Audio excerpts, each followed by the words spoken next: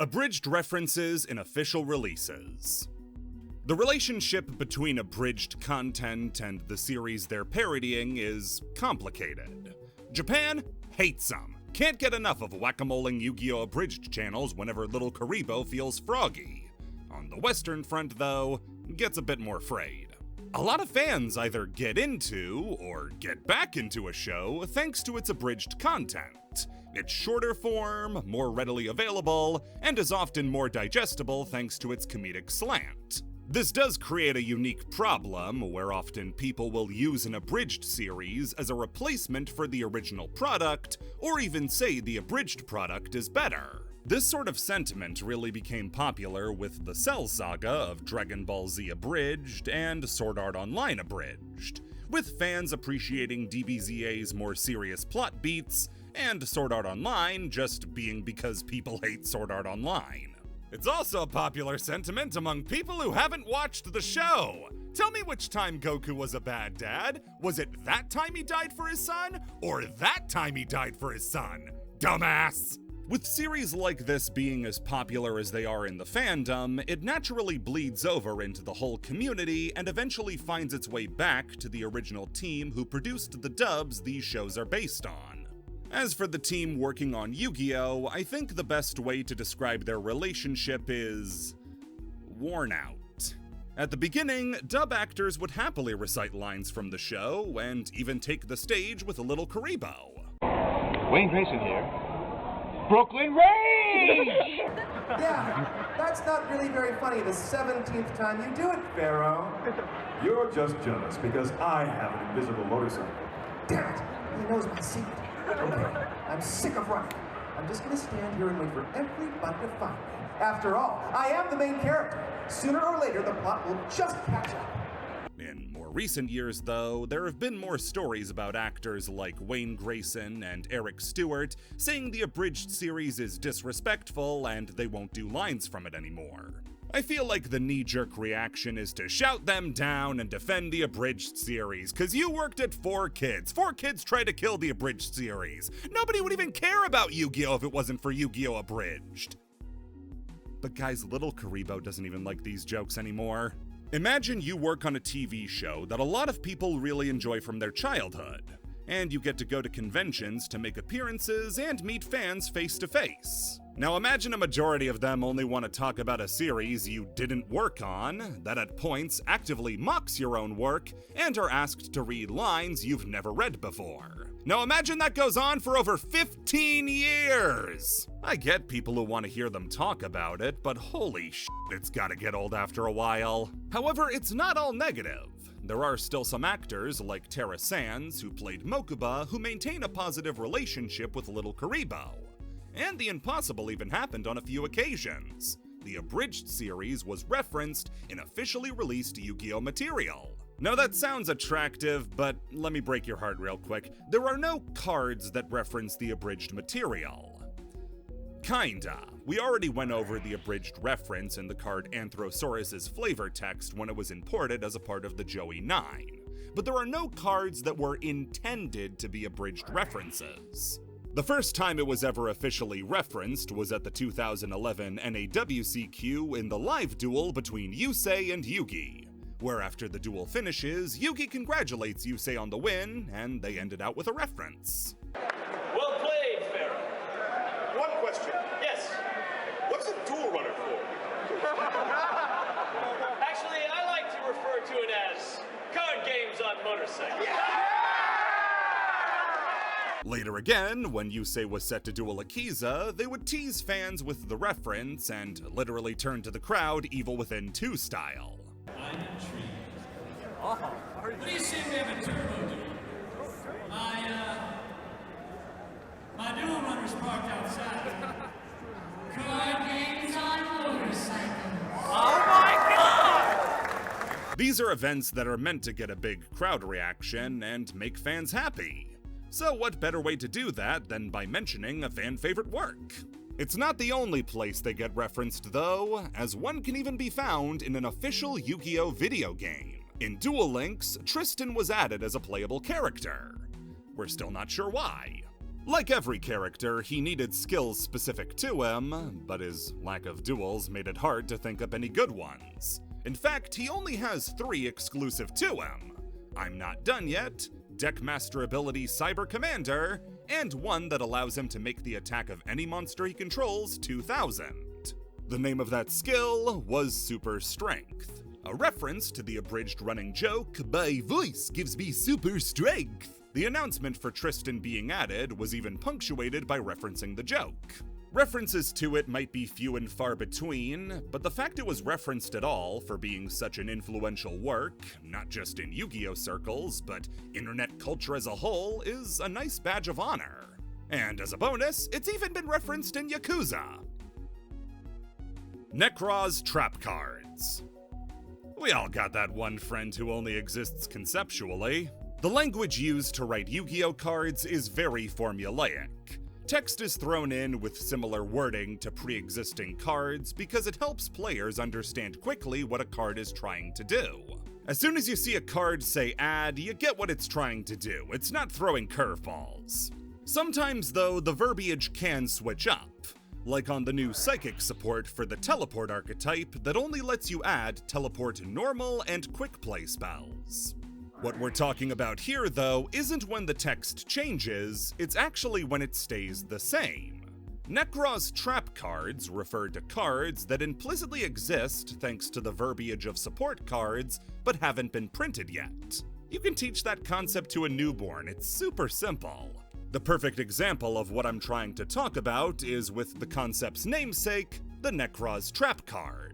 Nekroz of Clausulus says that it can be discarded to add a Nekroz spell or trap card from your deck to your hand. But at the time of writing, Nekroz doesn't actually have a trap card. Before the most recent wave of Nekroz support, there wasn't even a non-ritual Nekroz spell card, so it could have been shaved down even further, but wasn't. The reason they do this is because of future-proofing. If they do plan on printing a Nekroz trap card at some point, then Clausulus will be able to search it, and they won't have to either errata it or make a new version to search trap cards. Some examples of Nekroz trap cards can be found in Digital Bug Core Bag, requiring 2 level 5 light insect monsters to Xyz summon. Gonna be hard without even 1 level 5 light insect. Digital Bug Rhinobus was going to be in the same boat until the printing of Asset Mountis in Age of Overlord. Some that have since been fixed include Cyberdark Claw, allowing you to search Cyberdark spell traps without a trap to search until the release of Cyberdark Invasion in the Cyberdark Structure deck 4 years after Claw's printing.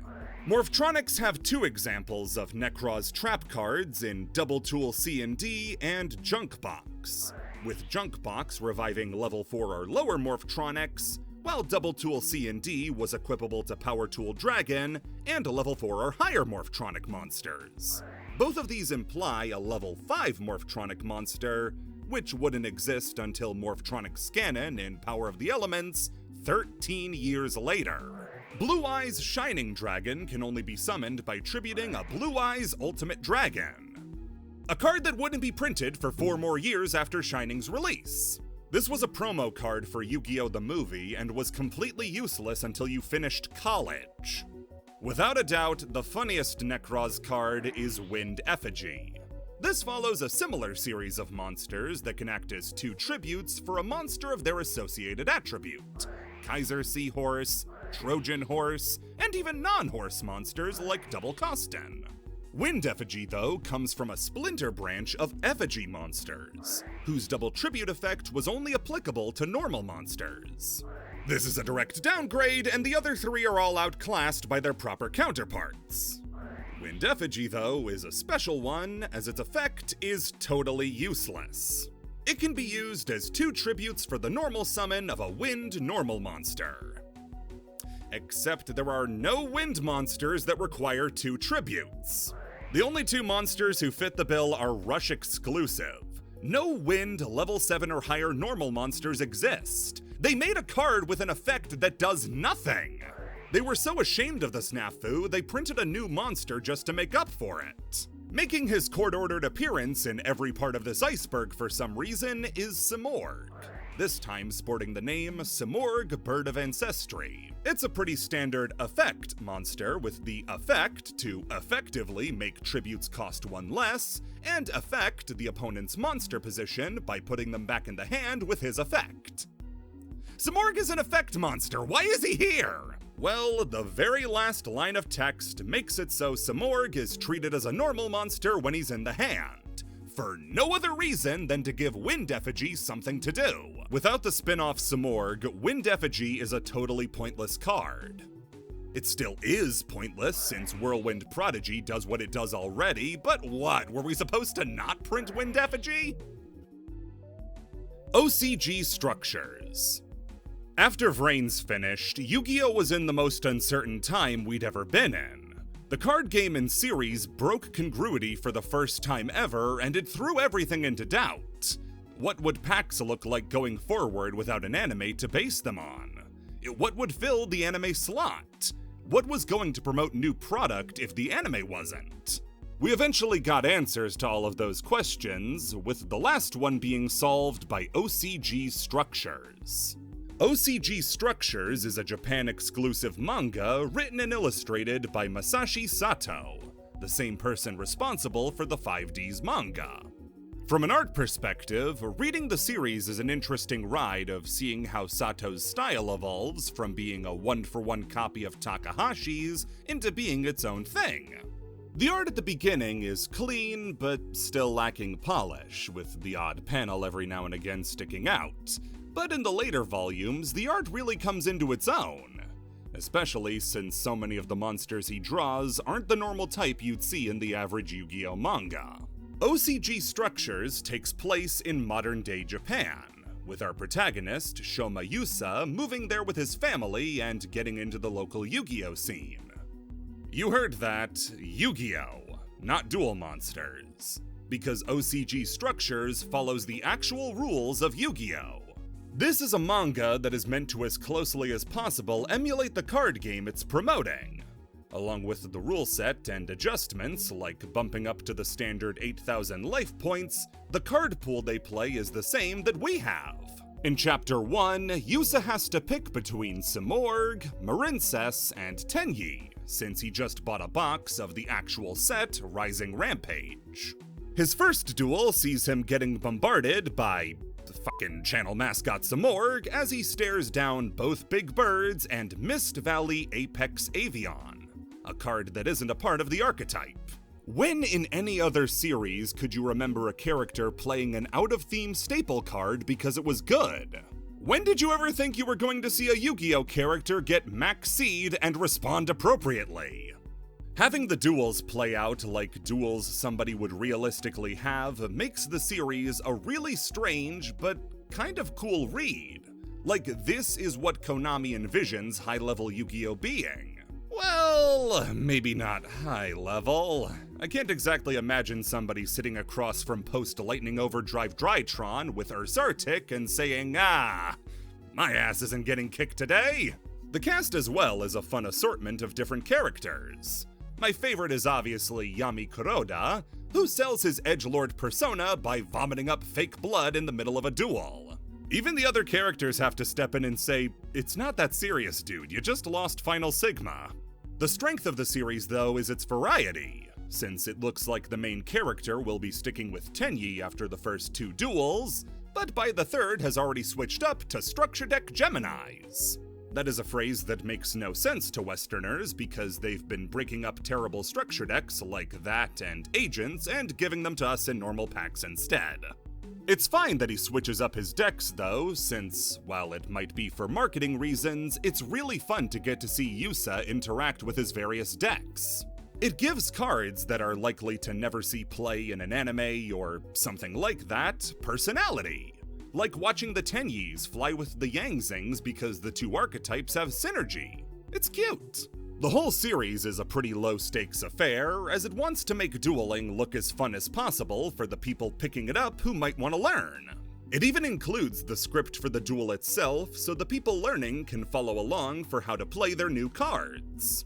The series is only available in Japan as of now, but if it sounds interesting, I recommend finding a fan translation and checking it out. OCG Stories. Yugioh is holding a wealth of interesting stories to tell within its cards, and we've tackled a lot of them. From the small Skull Servant side stories, to the huge ones like the Albaz and Diabellstar stories. Yugioh has done an incredible job of telling stories with no words outside of effect text. Now imagine the power they could unleash if they did have words! OCG Stories is the response to Konami's constant question, why don't we just make the manga about the cards instead of playing with them? This is a manga that instead of following Yu-Gi-Oh characters, or even people playing the game like with OCG Structures, follows the storylines they're depicting in the cards.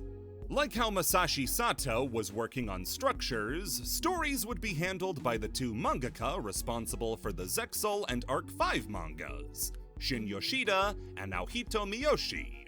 The first OCG story released was for Sky Striker, an absurdly popular deck that revolves around these pilots switching between different Link monsters depending on the situation, and innovating the term waifu tax.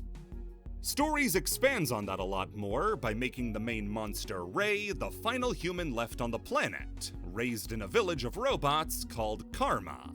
An opposing nation called Spectra previously let an AI decide their war tactics, which allowed them to create a weapon to exterminate all of humanity save for Rei, and made AIs the dominant species on the planet. Spectra has finally broken through the defenses that Karma had set up, and to save her AI family, Rei adopts the ancient powers of the Sky Strikers in order to fight back. Just like with Structures, Stories is an interesting look at how an artist who emulates Takahashi's style diverges when the subject changes so radically. Takahashi's work rarely delved into heavy technological designs, but with the series being hardcore sci-fi, it has loads of robotic designs that are interesting, cool, and intricate. The humans as well are still recognizably in a Yu-Gi-Oh style, while slowly taking on their own style as the chapters go on. The storyline isn't anything groundbreaking, but it's a standard plot done well.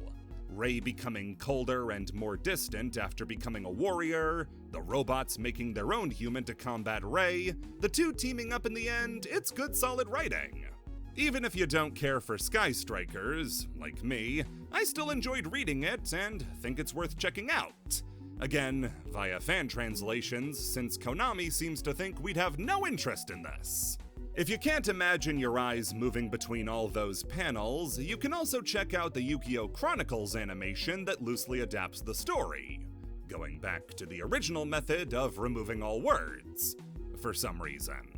After 19 chapters, the Sky Striker story would wrap up, and in its place would come the Magistus story.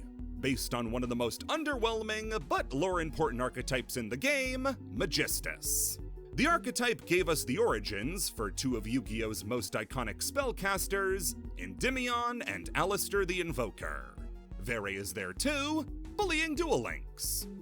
The three were once part of a group fighting to keep the world safe from dangerous magics, including their former friend Zoroa. Around where the story between Zoroa and the Magistus ends though, and around the same number of chapters Sky Striker reached, the story time skips forward to follow Endymion's son, who's rebelling against his father, as the former friends are fractured and a new evil is threatening the world.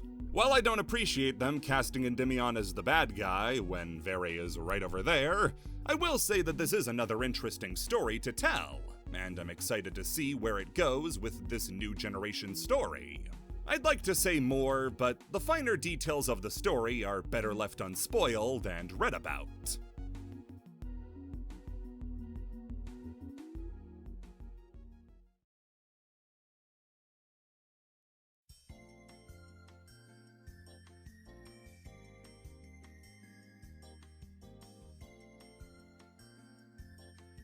Caricature Cards. Yu-Gi-Oh! Is not a game you should get into if you're poor. Decks can cost hundreds of dollars, with individual cards taking up a lion's share of that price point. Staple cards in the main and extra deck frequently outprice movies, music, video games, and then you have to buy 2 more copies for it to be worth anything. Then there's the matter of getting to a high-level competitive event, requiring you to pay out of pocket for room and board, as well as admission to the event itself, all so you can go 0-2 and scrub out day 1 because you bricked 4 games in a row. But what if you were able to get to the top of the mountain, beat the rest, and top a YCS or WCQ? Surely the world's riches are just waiting to be dropped into your lap. Here's your itemized bill. I was very close to making this its own section, but yeah, let's talk about how Yu-Gi-Oh players are all destitute. So unlike a TCG like Magic or Pokemon that's able to properly compensate its top players with money alongside prizing, Yu-Gi-Oh can't do that. Why? Oh, nobody knows. Maybe their financial manager is Air Neos and nobody can find his number. Theories, and I must stress theories because none of these have ever been confirmed, range from Kazuki Takahashi personally denying it, since he found that playing cards for money was saved for gambling, to Shueisha not wanting to shell out the money, or not being allowed to pay players. Either way, it's left Yu-Gi-Oh in a place where it's ruthlessly mocked for what it rewards the best of the best with. You got Lorcana paying down a mortgage with top 64 results, while the best Yu-Gi-Oh can provide is usually a Nintendo Switch or Steam Deck. You can flip that for a decent amount, but it's not going to be a very easy job to explain at Christmas dinner. Oh, so what do you do for a job? Oh, I sell Nintendo Switches. Neat. Do you do it at GameStop or Target? eBay and pawn shops mostly. You might get a rare and exclusive card that might be worth something to a reseller or investor, but these are not the things that make for the livable wages other TCG players get. Magic players' jobs is to play Magic. Yu-Gi-Oh players' jobs is to find out which non-vital organs are worth the most. A popular meme went around when a Yu-Gi-Oh Locals was holding an event, with the first place finish being a rice cooker. Woohoo! Free copper wire! Konami has had some good ideas for player prizing though. One that was done only once and whose validity has been in question for the better part of 2 decades. The Caricature Cards. Our story takes us back to Japan in 2000 for the second National Yu-Gi-Oh Tournament. An event that has been very poorly archived, save for a few snippets from Weekly Jump 2000 from around the time, explaining the gist of the event. It was a Yu-Gi-Oh tournament, with the twist of the top 3 players getting the chance to have their likenesses turned into Yu-Gi-Oh cards. The top 3 would end up getting their likenesses turned into Tomohiro the Mountain Warrior, Yasushi the Skull Knight, and the champion Masahiro Akamoto would get Masahiro the Dark Clown.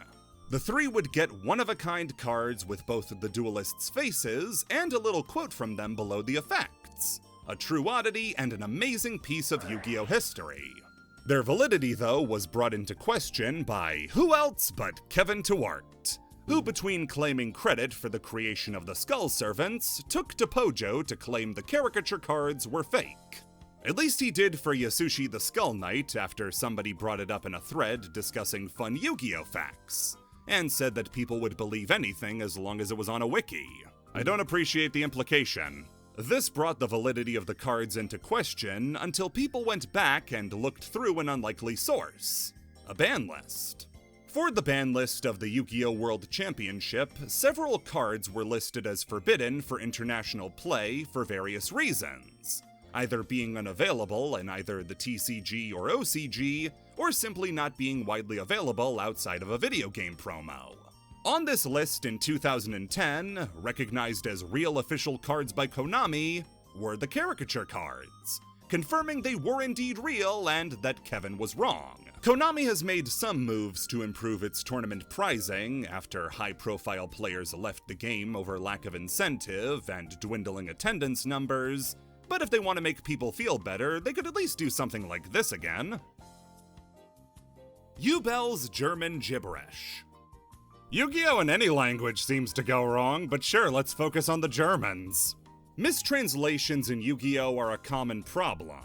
Monsters will be given the wrong effects, names, attributes, types. Loads can go wrong when it comes to translation. Language is a complicated thing, and it's not always one for one on how things will sound in their native language. A great example that I would have loved to make its own fact, if I could have just verified it, was with the card Dark Necrofear. This was the boss monster of Bakura's occult deck, and needed a fittingly creepy name. That's why in the first run of issues of the January 29th Weekly Shonen Jump, she was instead called Dark Necrophilia. Yeah, that's the one you're thinking of. Now I say I can't verify this one because, like I said, this was only ever in the original run of that issue of Shonen Jump. The volume releases in Japanese, both the black and white and color versions, use Necrofear's new name, and no scans online exist of the previous issue. A lot of people have said that fact, but without the proper citation, I'm not confident in reporting on it.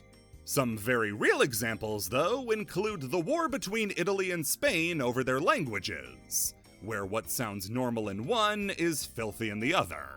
The Dark Magician support card, Magician's Rod in Italian, is called Verga da Mago, which is an accurate translation of Magician's Rod.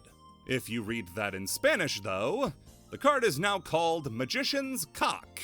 The Portuguese had a bad one, where Black Dragon's chick, back when it was legally referred to as Red Eye's Black Chick, went by Pinto Negro de Ojos Vermelhos.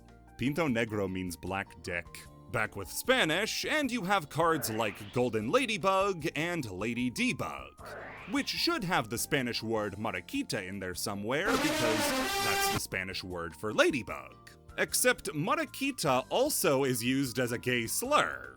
Like, the worst one you can use, so each one had to find a workaround. Lady Debug found it by using the scientific name for a ladybug, while Golden Ladybug itself was called Vaca de San Antonio Dorada. This translates to Golden San Antonio Cow, because in Argentina, ladybugs are called San Antonio's little cows. However, the king of weird and funny translations is Germany. The German language just doesn't agree with Yu-Gi-Oh! On any level, and has been rebelling against tongues for its entire history. Let's start off with an easy one. Junk Synchron is one word in German, and it's Gerumpelsynchronisierung. There are also the ones that are funnier in English than they are in German, because German is a lot funnier in English. Spear Idiot! You've seen Wild Tornado, Wilder Tornado, Ojama Pink, Pinker Ojama! Germany is beating us at everything! The word six being pronounced sex has led to cards like Maximum Sex, Portal der Sex, Die Sex Shinobi, really just not worth looking at the Six Samurai if I'm being honest. The Noble Knight Field Spell. Sorry, I meant the other Noble Knight Field Spell. Camelot has a very long and very German name, which translates to Camelot, where a noble knight and noble weapons dwell, changing the plural noble knights into a singular. Yeah, there's Artorigus, and he's cool, but the rest are real pieces of shit. The continuous spell Clockwork Knight was translated into Udwerk Ritter, which means Clockwork Knight, with a K, as in a noble knight. The One. This was a fine, but inaccurate translation until that Clockwork Knight was printed as a Link monster, and the translation had to pivot into saying these were knights of the clockwork. Also, because of how German is a gendered language, adjectives will change based on the gender of the noun they're affecting. The most basic example is in how there's der, das, and die, the three ways to say the that are masculine, feminine, and neutral. Archetypes like Fable, then, have multiple different archetypal descriptors to determine which version of the name they use based on the monster's name. Oh, that's why we have the females list. An example is Fabled Cruz being Sagenhaft Cruz, while Fabled Leviathan is Sagenhafter Leviathan. But then you have Ancient Gears, who also have this, despite all of them clearly being robots. Antekes, Anteker, and Antek being used for neutral, masculine, and feminine names, respectively. This means that cards like Catapult are neutral, Gadgetron Dragon is masculine, And Ballista is feminine. By God, they're force-femming the Ancient Gears. That's why I say it's based on the names rather than something like artwork, because Ballista is given the feminine tag because it sounds more feminine, like monsters like Ancient Gear Hydra and Ancient Gear Box. What did you mean by saying Ancient Gear Box is feminine? What if I told you, though, the biggest flub wasn't the translation of Japanese into German, but German into Japanese? Our culprit is Yubel, Yu-Gi-Oh! World Champion, level 10 Dark Fiend, and character you'd think would be handled a lot worse for being an intersex character from the 2000s, but then you remember they're pretty much just Baron Ashura from Manzinger Z, and you get a little bit less scared. One trait of Yubel that doesn't translate into the English versions of the names is that Yubel has a heavy use of German in its Japanese names. Terror Incarnate is called Yubel, das Eibschlick and Ultimate Nightmare is called Das Extremer Tarek Drachen. Now I know that anybody who knows a lick of German has probably had their ears covered for the whole section for how bad I'm butchering their native tongue, but this one is uniquely bad. Not because I'm doing a bad job, I am, but because these phrases don't make any sense. Terror Incarnate's name translates to the Detestable Knight, and Ultimate Nightmare is the Extremely Sad Dragon. These aren't very good descriptors, but moreover, in German, they're just words. Like, these aren't phrases, they're just strung together words without any grammatical sense. The equivalent would be if they used English instead of German, and the Japanese name for the card was Yubel the Hardcore Sense Miserable Dragon.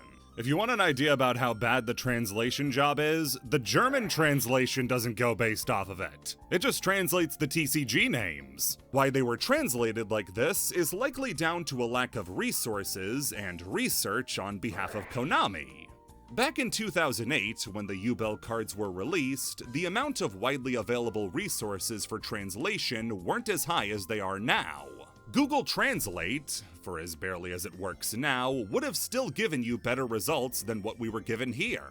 The reasoning most likely is that they weren't picked because they made sense, but because they sounded cool. The result is a process where you were just taking words out of a dictionary and putting them together with no regard for how a sentence would actually be formed.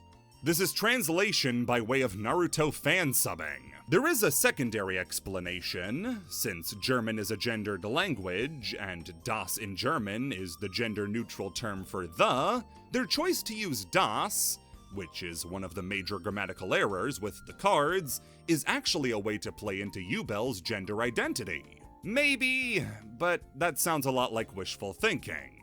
Let's just focus on the best translation of all time, My Friend Pearly into Mi Amigo Pearly. Bring out Rechoncho! Joey's Shoes. A lot has been made about the pop culture inspirations Yu-Gi-Oh! Takes from multiple sources, but sometimes their references so obscure or so lost in translation that they go over most people's heads. What would you say is Joey's most defining character design trait?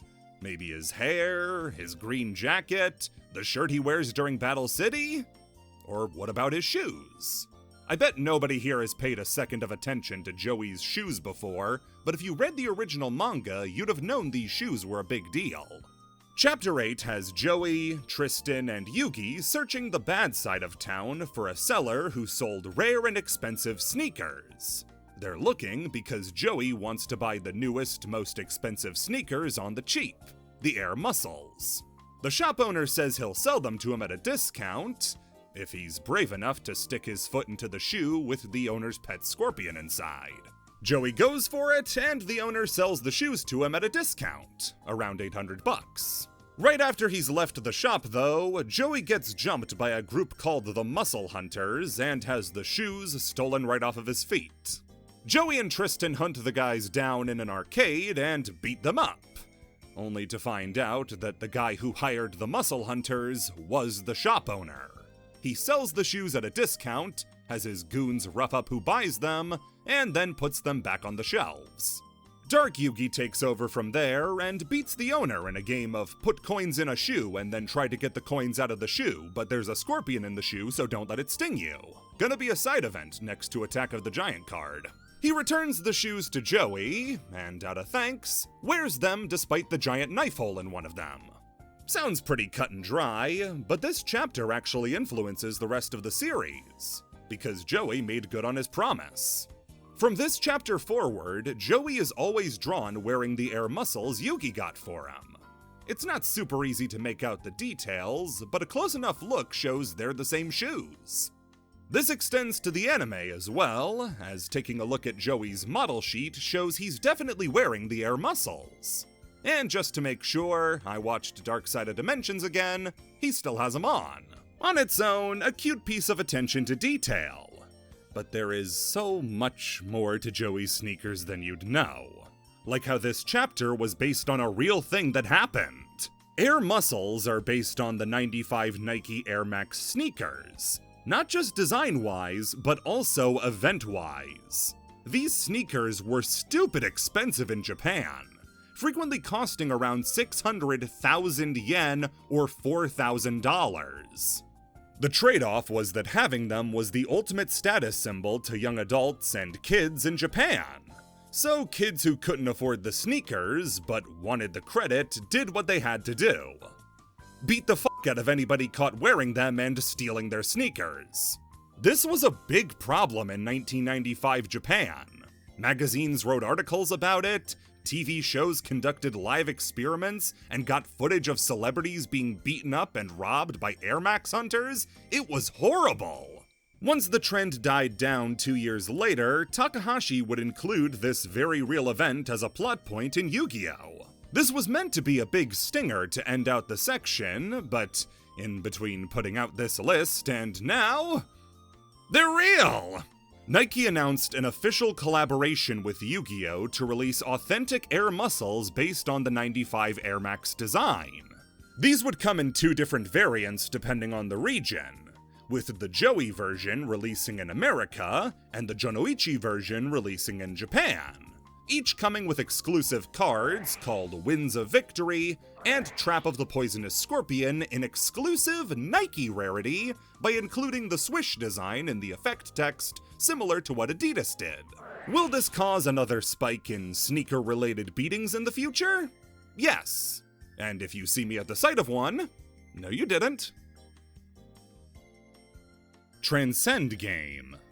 Released in 2016 as promotion for Dark Side of Dimensions, Transcend Game is a prequel manga that seeks to connect the ending of the manga to the beginning of the movie, showing us 6 months before the events of Dark Side of Dimensions.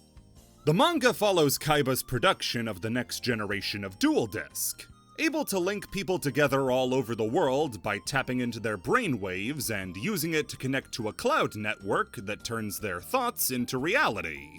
The results of this are a weird sort of MMO where duelists can choose to be whatever they imagine and form guilds together based on whatever they choose to be. Kaiba is testing this on about 200,000 children and having them stress test the servers by all playing at once. One duelist named Plana is wrecking shop, which Kaiba finds interesting, but still plans on eliminating for balance purposes.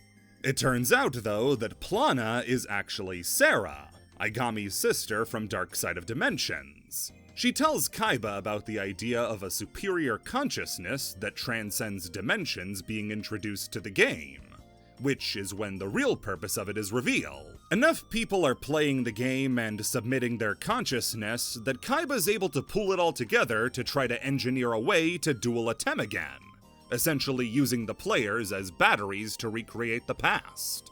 It ends up failing, though, which prompts Kaiba to try again, which leads into the events of the movie. On its own, Transcend Game is an interesting story, especially with it being an original story illustrated by Kazuki Takahashi, but what it actually develops into is even more interesting. See, the name of the game Kaiba is developing is called Duel Links, and not long after DSOD's release, Duel Links, the actual mobile game, was launched. The in-universe explanation for the creation of Duel Links is the same as in Transcend Game. Kaiba made it as a way for people to duel all over the world, including the people he knows like Yugi. If the game takes place after the ending of Darkside, and Kaiba's in possession of the quantum cube that Aigami had, then he could have used it to collect souls, and eventually implement them into the game as living, breathing AIs. This is supported by the release structure of the characters in Duel Links. It starts with living people like Joey, Mai, Rex, and Weevil, but soon characters like Bandit Keith and Pegasus were added. If this follows the manga's canon, these guys are dead. Kaiba then would have had to find a way to implement them, and the cube is the best explanation. This also explains how Duel Links was able to seemingly resurrect people whose deaths were a mystery, like the Bracelet Girls of Arc 5 or Yubel.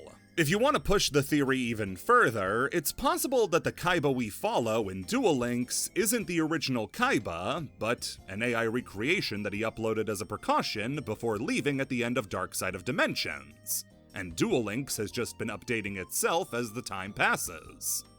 This is the explanation for how characters from the far future, like in 5Ds and Zexal, can show up, or dimensional counterparts like in Arc 5. Duel Links acts as a sort of stasis world where the events of the past are allowed to play out in a controlled environment on loop, with Astral even commenting on that when Yuma has to do a second number hunt. He realizes that somebody intentionally re-triggered this key event in their lives. Leave it to Yugioh to try to think of a lore reason why the events repeat sometimes. There's a Reddit thread made by Kraken437 that goes into more detail and where a majority of this theory comes from, so if it sounds interesting, feel free to check it out. Also, try to keep up with the new releases of Duel Links, since following the end of the Vrains anime, they've started using Duel Links as a way to tie up loose character threads and reunite all the duelists with their Ignis.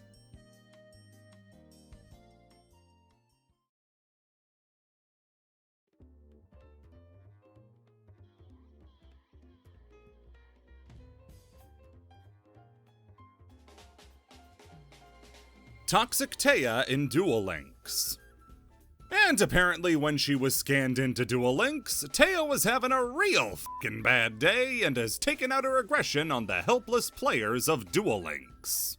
Skills in Duel Links are a very hard idea to balance around. They're not cards in the game, you always have access to them once their conditions have been met, they're unrespondable, unnegatable, and often have game-shifting effects. They can be balanced around those conditions of their activation, but if the effects are strong enough, who cares? Often skills are made to break the balance that does exist for an archetype, like Sartorius's Master of Fate skill that makes all coin flips land on heads. The cards he used, like Desperado Barrel Dragon, are balanced around the unlikelihood that you score 3 heads. What happens when that's all but guaranteed? You get a meta deck that had to have its cards limited and skills nerfed. They said that if you played Sartorius, you got Pot of Greed. How was this ever legal?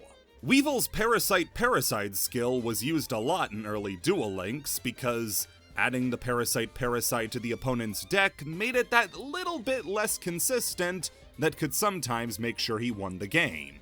You also have the skills that essentially make their decks work, like the ones that add vital extra deck monsters to your deck at the start of a duel, or that get a deck's game plan going, like the Shiranui or Shadal skill.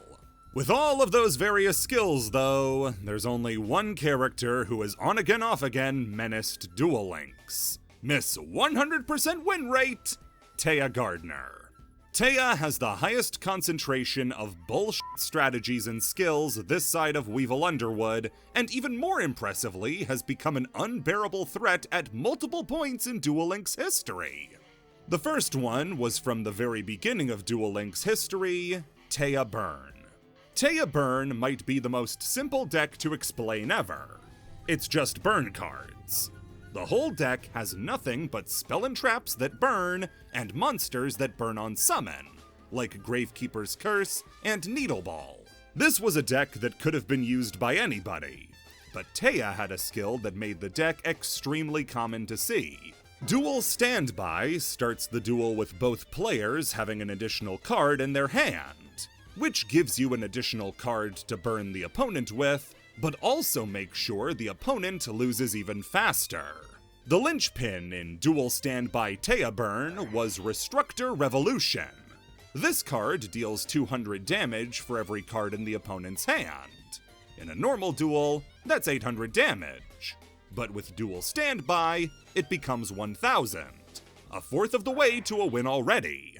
Early Duel Links was so crude that depending on what the opponent had, this was an FTK. The opponent couldn't stop you before you were able to activate all those burn cards. Duel Standby would again come up in the next Toxic Taya strat, Woodland Sprite FTK. This took the card Woodland Sprite, which deals 500 damage by sending equips to the grave, and loaded it with the Bamboo Sword engine, which are basically pots of greed at the price of running a card that does nothing. You'd equip Bamboo Swords, use Golden Bamboo, draw cards, equip Soul Devouring Bamboo Sword, send it for Sprite, get more Golden Swords, and eventually draw into black pendants that would burn naturally when sent to the grave. Duel Standby was again used as the perfect way to get an extra card, and stop the opponent from ever getting the one they'd get as well. Konami thankfully nerfed Duel Standby to stop the strategy, along with the banning of Sprite and Golden Bamboo Sword, and Duel Standby would never be used to break another card. Later on, though, the card Amano Iwato was released, a monster that blanket stopped the activation of all monster effects. Hand, field, grave, deck, no dice. They couldn't be activated. The trade-off was that Amano Iwato was a spirit monster, and has to deal with the blanket restriction on spirits where they have to return to the hand after the turn they're normal summoned. The deck Amano Iwato Stun would eventually sprout up, which was all about keeping Amano Iwato on the field so it didn't return by its spirit effect. And the skill used for this? Duel Standby. Duel Standby had been nerfed to stop the FTKs by saying you got the additional card at the price of not being able to activate spell, trap, or monster effects during your first turn. And here's the problem. Amano Iwato's effect to return to the hand is activated at the end of the turn. But if you have Duel Standby as your skill, you can't activate monster effects. So instead of returning to the hand, Amano Iwato would stay on the field and not go back. The effect to return to the hand only applies on the turn it's normal summoned. If a spirit stays on the field after it's normal summoned, it's pretty much free to stick around forever provided you can protect it. And that was the backbone of Amano Iwato's stun decks. Defend Amano Iwato at all costs. Traps like Wiretap and Disarm stopped effects from destroying it, Concurring Currents made it strong enough to survive attacks, and Guardian Iados was an easy-to-summon beater to clean up whatever was left, including the opponent. After the strength of Amano Iwato's stun was understood, Duel Standby was nerfed again to now no longer allow you to normal summon on your first turn, killing any practicality the skill had. But Taya was not finished yet. The final Taya deck I wanted to talk about was when Taya became the master of the Mech Knight strategy. Mech Knights are an archetype with the gimmick of freely special summoning themselves to zones that have 2 or more cards in the same column. So if the opponent and you have both set a spell trap in the same column as each other, you can summon a Mech Knight to it. This makes them really capable of spamming the field, under the condition that the opponent also has stuff to play. But that's not guaranteed, and going first, Mech Knights kinda can't do anything. So to get around this, Mech Knight players used the Taya skill, Surprise Present. This shifted control of a set card you had to your opponent and put it on their side of the field. Before Mech Knights, this was used to give your opponent a copy of Localized Tornado in the hopes they'd assume you stacked all 5 pieces of Exodia on top of each other and slid it across the table. With Taya though, they now had the ability to summon out a Mech Knight by giving the opponent a trap they couldn't activate, further hindering them by clogging their back row. The trap of choice was often Assault Mode Activate. part of the extremely consistent and strong Assault Mode engine that was made popular in Duel Links, even giving you a Synchro monster in the extra monster zone, which made summoning Mech Knights even easier. Surprise Present itself was eventually nerfed as well, only usable from turn 3 onwards. Of all of the Teia strategies from today, this was the most beloved and has even seen itself getting fan art. You might have the chance to play against this deck, so beggars can't be choosers. Best part? These are Teia's only exclusive skills. She has 2, and both of them have been nerfed. She really does have a 100% win record. Yugioh blog file name Easter eggs. The Yugioh blog is a now defunct platform that used to host a load of interesting and fun articles. We had Konami doing write-ups of tournament results, unveiling new cards with explanations for how they were meant to be used, strategy articles, and sneak peeks. This was a really good way to introduce cards to Americans. There would even be more interesting and candid looks at Yu-Gi-Oh card design. I can't find it now, but there was an article talking about Link summoning when it was coming out, and referred back to the wave of cards in Cyberdark Impact that cared about what column they were in. They outright said, yeah, it was a design experiment developed by Konami that didn't work out and was abandoned until we could rework it into Link monsters. If you're deep enough into a Yu-Gi-Oh! Iceberg to be on Layer 5 though, you're probably already frequenting r/Yugioh for your card reveals the second they get released in Japan, instead of waiting for months for a blurb that says, this card will really boost Dark Magician strategies. Then why was it the blog's card reveals were so popular? Just as popular as the newer card releases coming out of Japan on r/Yugioh. Back when I was seriously getting into Yu-Gi-Oh, I remember these blog posts being posted despite already knowing everything there was to know about the cards thanks to OCG results and testing. Why go back and read a less informative piece? Well, it's because the Yu-Gi-Oh blog actually had Easter eggs baked into the site. A few of the different writers for the site that put the articles together would hide Easter eggs in the articles in the form of the titles of the PNGs of the cards they would use. As an example, the file name for the card Trishula, talking about its reprint in Duelist Saga, titled The Image, you might remember me from decks such as Every 5D's era Synchro deck. They'd reference popular memes, quote movies, even just act as a way for employees to voice their opinions. They'd often poke fun at various aspects of the community, like the constant reprinting of foolish burial goods to the point it lost all value, or the backlash against Mech Knight Avram. The Japanese flavor text of the card had a small soliloquy about Avram's role in freeing the world from darkness and how it was his duty to defend the stars. In the TCG, it just says, check this out!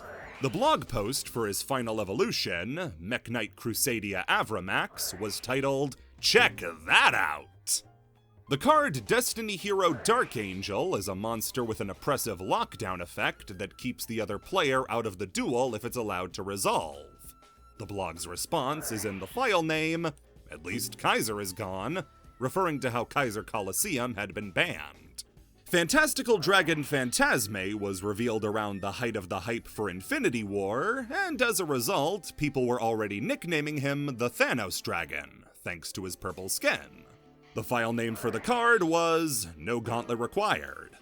The best one, though, comes from the reveal of new train cards in Sisters of the Rose. This collection of train cards seems to have a completely random string of numbers as its name, but putting it into Google reveals it's actually the ISBN for the little engine that could. The efforts of authors like Michael Cohenim, Robert Boyajian, and Jason Graber-Meyer really made these blog posts worth reading. And it's sad they've been lost ever since Konami decided to scrub the entire website. If you have a lot of patience, though, you can always trudge back through the Wayback Machine. Professional journalist Grapha. Another casualty of the Yu-Gi-Oh! Blog purge, this is the best thing Konami's ever done. So Dark Worlds are a very competent strategy. The deck has ways to completely cripple the opponent, outpower them, out-resource them. Even before the first structure deck they got, Dark Worlds could realistically win a game, which wasn't very common for the early archetypes of Yu-Gi-Oh! That structure deck, though, was where the deck really came into its own. It was said to be one of the strongest structure decks released up to that point, and Konami wanted to find a unique way to market it. The result they came up with was nothing short of brilliant. They would give coverage of exclusively Dark World games, and gave the job of writing up those articles to a guest columnist who used to write for The Washington Post, New York Times, and Wall Street Journal. Have you ever wondered how Dark World monsters become such terrifying, gruesome instruments of destruction? Let me tell you how. We battle. We battle a lot, and if we run out of foes to demolish, we battle against each other. Most of the titanic struggles waged by Dark World armies are against other Dark World armies, as the nobility of Dark World battle one another for supremacy. Better to rule than to serve, yes. And now, in the first elimination round of your tournament today... Elimination. Such a delightful word. Two Dark World duelists are facing off to tear each other apart. It's just like home. I will therefore join both sides of this battle. I have granted battlefield promotions to both duelists, giving them the temporary rank of General. Let us see what they can do. But no matter what happens, I, Grapha, Dragon Lord of Dark World, will win. Yeah, the articles were written by the Dark World boss monster, Grapha. Match write-ups would be done from Grapha's perspective as a commander delegating control of the Dark World army to the duelist playing the deck. These articles would strictly adhere to kayfabe, as Grapha was not a writer pretending to be Grapha. This was the actual monster who was sitting at a little laptop, or maybe a very big laptop, and writing detailed write-ups for Yu-Gi-Oh! Games. Cowardly mortals!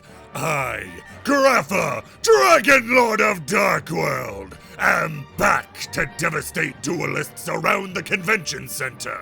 In a format where duelists nationwide believe any deck is viable, I am here to prove that only my army, the Dark World army, is worthy of emerging in victory.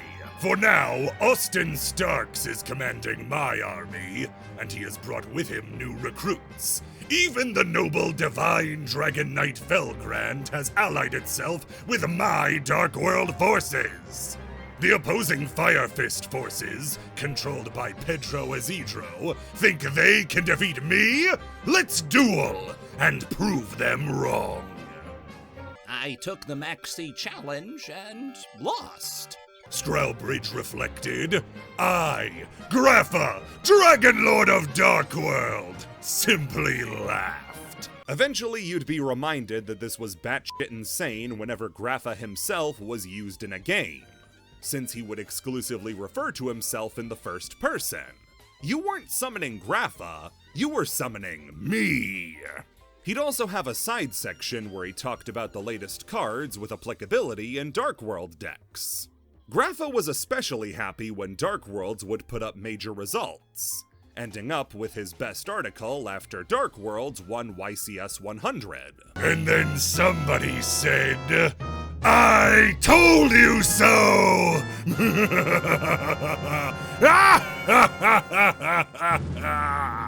If you thought Grapha would shut up after winning the event itself, you're dead wrong. Duelists! I, Grapha, Dragon Lord of Dark World, welcome you to Dallas, Texas, and the latest YCS event for my Dark World army to conquer. As you all know, I triumphed in the most recent YCS in the United States, YCS Long Beach. Consequently, I have become the ruler of the dueling world, and have taken the liberty to rename today's YCS as YCS Grapha. Is it goofy? Aggressively. This is hands down the oddest way competitive Yugioh has ever been covered, and last time we saw a guy do it naked! But it is so funny and charming to imagine Grapha passionately sitting in a crowd, waving a flag with his own face on it. The promotion only went on until the end of 2012, thankfully covering the one YCS Dark Worlds did top, but would actually be brought back again for no reason 2 years later in 2014. Grapha remembered his password and was back to writing, but sadly only had 2 more in him before returning to his domain. Now, why couldn't they contact him to draft up something for the London YCS where Jesse Cotton beat the shit out of that kid with Dark Worlds? The Pegasus Challenge. No, not you, Joseph. Okay, these 3 back-to-back will make it seem like Konami has banned fun, cause 3 of the best things Konami ever did were extremely short-lived. This doesn't refer to a single event, or even style of events, but an ever-evolving series of events played out at locals and YCSs.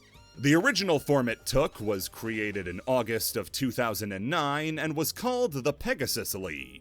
This was a series of weekly tournaments held at participating OTS shops that would award players points that would be put towards an end-of-month pool, with the highest-earning players earning free packs. The catch was that the Pegasus League worked on a format system. Every few months, Konami would rotate out the rule set used in the tournaments and introduce a new one. The inaugural format was Cast Party format. To play in the format, all cards in your deck had to be of the same rarity. You had to play all commons, or all rares, or all ultra rares, no mixing. After that would be Earth, Wind, Fire, and Water format, where duelists needed 4 cards of the stated attributes in their deck. Not 4 cards overall, 4 cards each.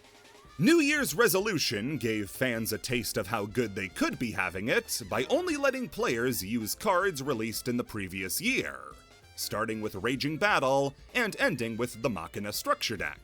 Double deck format upped the deck list minimum to 100 cards, while a rare format gave players an extremely particular deck list breakdown for rarities. 2 secret rares, 2 gold rares, 2 ultra rares, 6 super rares, 20 rares, and 8 commons. That had to be the breakdown of your 40-card deck.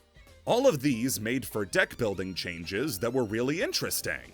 Just the concept of shifting Yu-Gi-Oh! So radically with format changes like this was a really neat idea. The concept would be refined in 2010 into the Pegasus Challenge, a similar idea that let the OTSs decide which events to run week by week, and introduced 2 new formats. Back from the Forbidden format unbanned a substantial amount of banned cards like Pot of Greed, Heavy Storm, and Change of Heart, while Traditional format got rid of the ban list entirely and shifted all banned cards down to simply being limited. The events would slowly peter out until 2011, when the Pegasus Challenge was discontinued at the OTS level. I did say that this made it to the YCSs though, so when was that? Well, it was in the final form the Pegasus Challenge took, and easily its most incredible version, the Ultimate Pegasus Challenge. The Ultimate Pegasus Challenge took place at 4 events: YCS Providence, the 2013 and 2015 WCQs, and at the 2000th YCS in 2018, and were Swiss-style tournaments not dissimilar to the actual ongoing main events.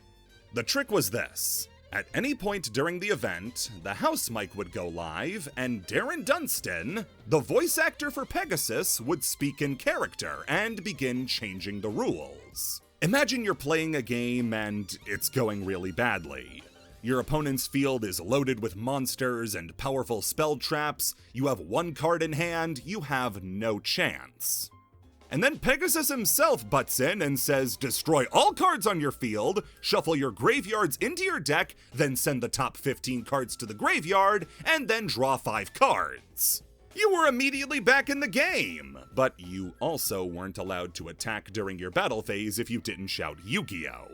The Ultimate Pegasus Challenge was essentially a roulette wheel with a voice actor tied to it, and it's one of the most fun concepts I've ever seen in a Yu-Gi-Oh tournament.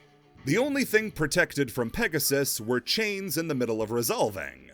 Everything else was free game. To throw extra spice into the 2015 version, halfway through, Pegasus would get taken out by Marik, and now Marik's voice actor could create new rules, like turning every monster on the field into nimble Momonga and having them replace themselves, or applying the effects of Makiura the Destructor and Nekro Valley to both players. Sadly, the event hasn't been run in over 7 years without any sign of a resurgence. If you have the time, I implore you to check out the 2015 version on YouTube. It's one of the funniest things Yu-Gi-Oh's ever produced. Hollywood Fancast. The world of unofficial fan magazines is a really weird place to go back to in culture.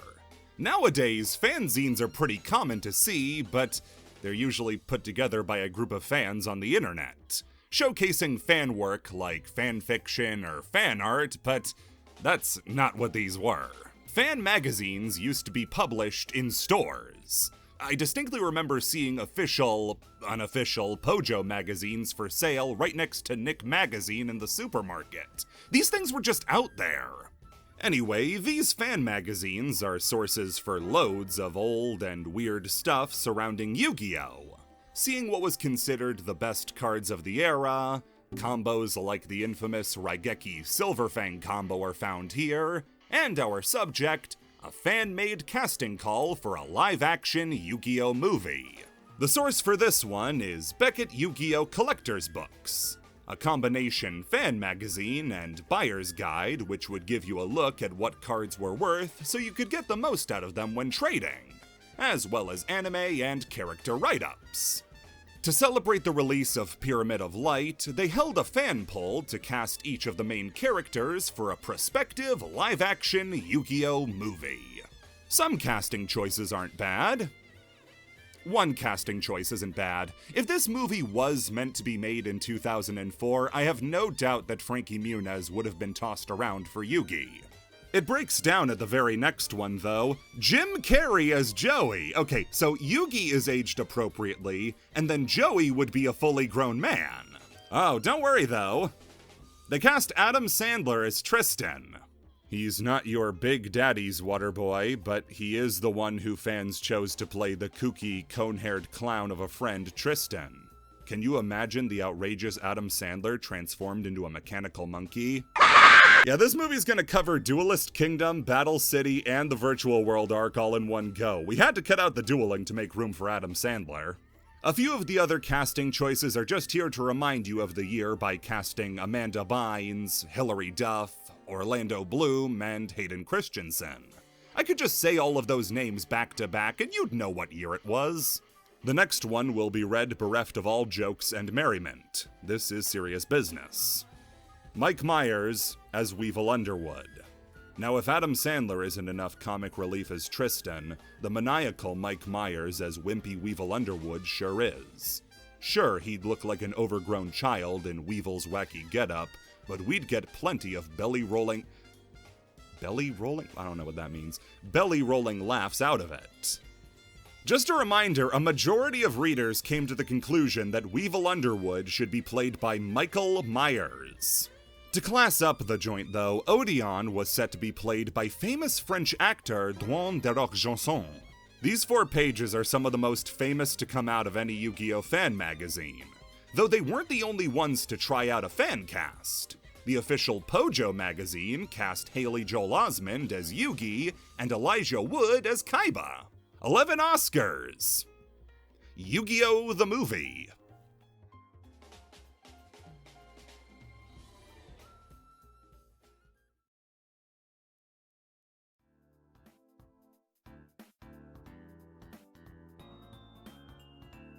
Carly Carmine Fake Cult Story. Oh, it's that time again, ain't it? Time to take another commonly held belief of the Yu-Gi-Oh! Fanbase and say it's not true. I love nothing more than ripping the beards off of mall Santas. The thrill is cocaine-esque. Okay, so this story starts with Yu-Gi-Oh! 5Ds. a beloved series of Yu-Gi-Oh! That went from hated because new, to being loved because old, to now sitting in a zone of does a lot of stuff right, but makes some pretty baffling choices.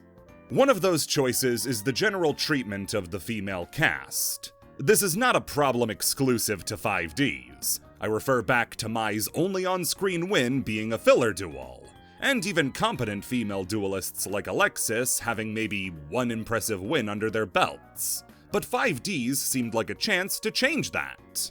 Akiza was a powerful and interesting duelist, especially thanks to her connection to Sayer's cult and being a signer. But by the end of the story, she's barely doing anything and getting disrespected to the point of getting the nickname Benchwarmer. Luna is one of the more important signers with her ancient fairy dragon and connection to the spirit world, but probably gets even less to do than Akiza, except stand aside to bring out Lifestream Dragon for Leo. One of the ones that hit the hardest, though, was Carmine.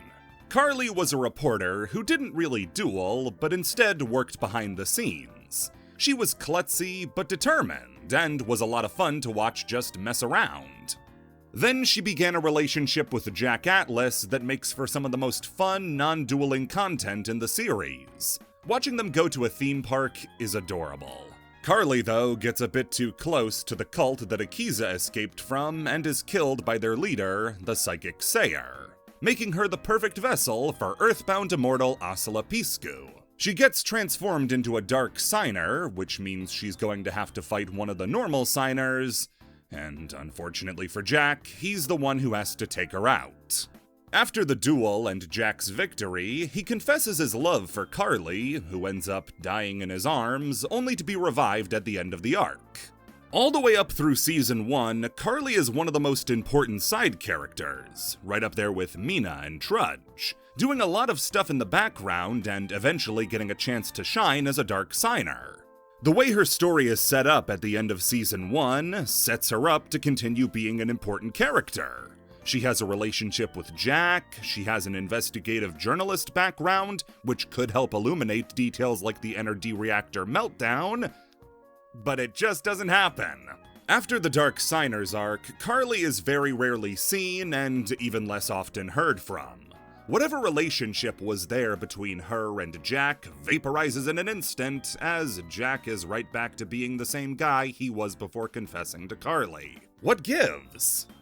Well, the common story involves Carly's voice actor, Satomi Toyohara, better known by her stage name, Lee Mei-xiong. It was discovered she had ties to a cult called the Roma Sophie Association, a cult led by a husband and wife duo since 2002. Said husband and wife were arrested in 2010 after it came to light that the cult used harsh discipline methods on its members, namely beatings with sticks that would last over 3 hours. While Satomi was a member of the cult, she wasn't involved in any discipline. In fact, she was more likely to have been disciplined than doing the disciplining. She was just a member who, as an actor, was having their money siphoned out in classic cult fashion. After her connection to the cult was discovered, the production of 5Ds was thrown into disarray as they had to write Carly out to avoid any controversy with the voice actor, as well as abandon the occult themes of the Dark Signers arc and the plotline revolving around the psychic cult that Sayer was a part of. It's a really good explanation. I did a great job making it up. Okay, so this is probably the longest standing fake story in the Yu-Gi-Oh fandom outside of Takahashi saying world champ gets a rice cooker and no money. And the reason it is because it's true. To an extent. All of the events the story lays out did actually happen. Satomi was found to be a part of the Roma Sophie cult, and its founders were arrested for beating members. That much is true. The lies come in with how it affected the production of Yu-Gi-Oh! 5Ds. Season 2 and the Mech Lords arc marked the end of Carly's relevance to the show, with this episode airing on July 1st of 2009. Satomi's involvement in the Roma Sophie cult wasn't made public until September of 2010, over a year since Carly had already been phased out. Carly would continue showing up until around episode 130 of a 154-episode show, Satomi's involvement likely had nothing to do with Carly's role in the show, unless the writers had a flash forward and saw what was about to happen and changed course super suddenly. The same can also be said for the occult elements of the show. People were convinced they didn't want the bad optics of having an actor be caught up in cult activity on a show with at least 2 different cult storylines. Really though, this wasn't a problem exclusive to Satomi or the Roma Sophie cult. Ever since the mid-90s, Japan had seen an increase in cult activity, with stuff like the Om Shinrikyo cult and the deadly gas attacks the cult carried out in 1995. Ever since then, cult activity in Japan has been a hot-button issue, which made its inclusion in 5Ds precarious to begin with. They were playing with fire by featuring cult activity so heavily, and eventually got burned. Plans had already been in place for a long time based on production information to pivot towards the mech lords and futuristic sci-fi stuff, instead of the occult stuff of Season 1. Decisions like the direction of the show aren't that malleable. Once you set a course, you have to stay it, because you have scriptwriters, animators, storyboarders, voice actors, who all have to be working in coordination months before an episode airs. That's why even if Satomi was found to be a cult member on episode 1, they'd still be so deep into production that pivoting earlier would have been impossible. The reason this gets so much traction is because, like I said, 5Ds was kind of the crown jewel of the Yugioh franchise for a while. It was the midpoint between Yugi boomers and modern fans that both could enjoy, so it was held up as the best series. In reality, the show has a lot of problems that don't make it bad, but definitely don't mean it's as flawless as people like to say. The dropping of Carly was a detriment to the series and made characters like Jack worse off for her exclusion. Instead of acknowledging the show made a bad decision and was written in a frustrating way, the idea that there were forces beyond the show working from outside made the end product much more palatable. It's easier to swallow these ideas if you believe the show was fighting from underneath and had a lot working against it. But it didn't. Another great example of that exact thing is Crow Hogan Fake Dark Signer. This is the brother delusion to the Carly Carmine story. Crow Hogan, everybody's favorite bird. Fly-by-night signer, and responsible for more unread cards than almost any other character. If anybody before this has read The Effect of Decay the Ill Wind and it wasn't for a school assignment, I'd be shocked. Despite being a fan-favorite character, Crow is also really weird. He's introduced in episode 30 of the series and is positioned as an important character, a part of Yusei and Jack's backstory that was never brought up until now. The Sabo effect, we call it. His archetype of choice, Black Wings, is ridiculously popular. Support for it was printed in massive numbers during the Synchro era, dripped out during the Xyz era with manga support, and then again in the Pendulum era. Whenever Black Wings show up, it's never just as one, they always get about half a dozen support cards at a time. He's a signer, but was never included in any promotional material or scenes that showcased all the signers before his reveal, and it was never treated like there were missing signers. He was part of the cast for the Dark Signers arc, but going forward, the team pretty much just became Yusei, Jack, and Crow. The remaining 3 were all but phased out in favor of the core 3. He doesn't really do much. Character-wise, he's weirdly flat and unchanging when compared to Yusei and Jack. Heck, even the twins and Akiza go through more than Crow does. What gives with this guy? Well, if you look into the production of 5Ds, it's actually because he had much different plans in the beginning. See, Crow was actually intended to be a villain, a rival to Yusei who tried stealing his bike like Jack did. He would eventually die and be revived as a Dark Signer, with his Dark Winged Beast deck fitting perfectly to make him the wielder of the ultimate Earthbound Immortal, Wiracocha Raska.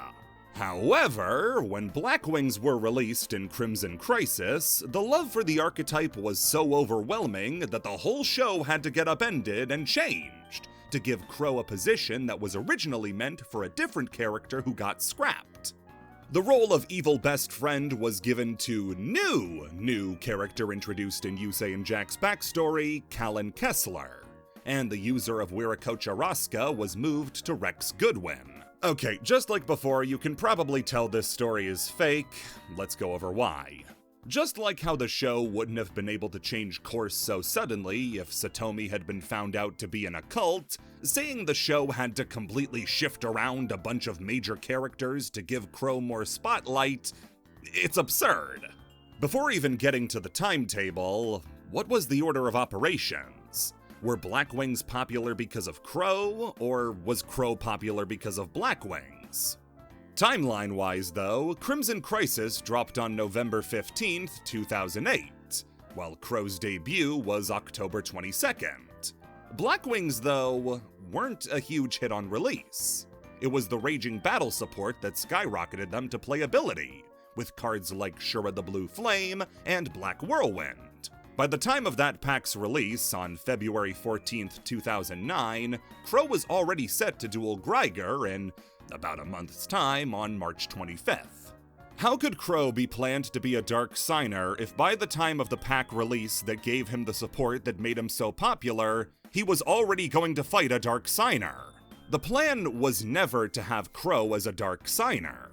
He was meant to be at the very least a very strong supporting cast member like Carly, but unlike Carly, never had plans to become a Dark Signer. Where did the ideas of him becoming a villain originally come from? Well, those come from these production sheets of 5Ds, where Crow's original character is listed as being a pesky jerk who tried stealing Yusei's bike. Keely, though, it said that he was Yusei's friend. This wasn't a villainous relationship, but probably closer to a bratty friend trying to take his bike out for a joyride. Another point towards Crow being hastily inserted is this unused character, who based on his proximity was likely a cut signer, even having his own unused signer dragon. I've seen this character headcanoned a lot as the water signer, with Yusei being wind, Akiza fire, Jack dark, Leo earth, and Luna light. No, not that one. Crow's black-winged dragon being a second dark one felt very strange. The other problems with Crow's story, like his increased prominence at the expense of the supporting cast, can be explained away as a shift in management during the show's production. Kazuki Takahashi had a hand in creating a lot of stuff we saw in the Dark Signers arc, but his production notes ended there. Going forward, the show was going to be in the hands of director Shin Yoshida. Yeah, the guy who worked on the mangas. He would be an influential writer on the series post-GX, and it's clear based on the series he wrote that he favors a strong core of 3 characters that mirror the Yugi, Kaiba, and Joey dynamic. You have Yuma, Kite, and Shark, Yusaku, Revolver, and Soulburner, and in 5Ds you have Yusei, Jack, and no one, really. Before Crow, there was no character that filled out the trio. And with Yoshida's writing credits ramping up in the lead up to Crow's debut episode, which he wrote, it's likely the original sketch from the production sheets was used to make a character to fill the niche he wanted. That explains why everything about Crow is haphazard. Shoved into shots he didn't belong in, made a signer despite the original plan always being to have only 5, propped up at the expense of the supporting cast.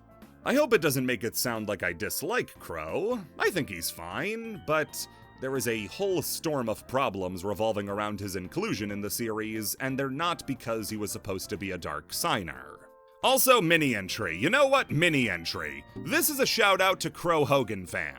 This is, gasp, a Crow Hogan fan who has commissioned so much artwork of their OC with Crow, it's legitimately some of the first pieces of artwork that show up if you Google Crow Hogan. I take back anything negative I said. Sissy needs to be protected at all costs. Create a card pull botting. Again, why would Konami like us if we're pulling shit like this? 2020. Enough said. Things were bad, and Konami had an idea to make it just a little bit better by doing something they've never done before. A poll within the community to determine a new piece of legacy support. It would be a 16 archetype bracket with a focus on non-anime decks, or fan-favorite archetypes that hadn't seen support in a long time. In total, the archetypes represented were Weather Painters, Gradles, Dinomists, Lightsworns, Valkyries, Insectors, Sylvans, Cyber Angels, Fire Kings, X-Sabers, Fortune Ladies, Hazy Flames, Mermails, Photons, TGs, and Frogs. After the initial poll to decide which archetype got the single card of support, there would be later polls to decide what type of card it should be, and what set it should be released in. The poll would be conducted on Twitter, which we now call Twitter, and would start fine, with the Weather Painters beating Gradles, Valkyries beating Insectors, and the whole event stopped cold. Oh. Didn't realize how much we liked Kamen Rider. The poll had stopped 2 rounds in because something suspicious was going on.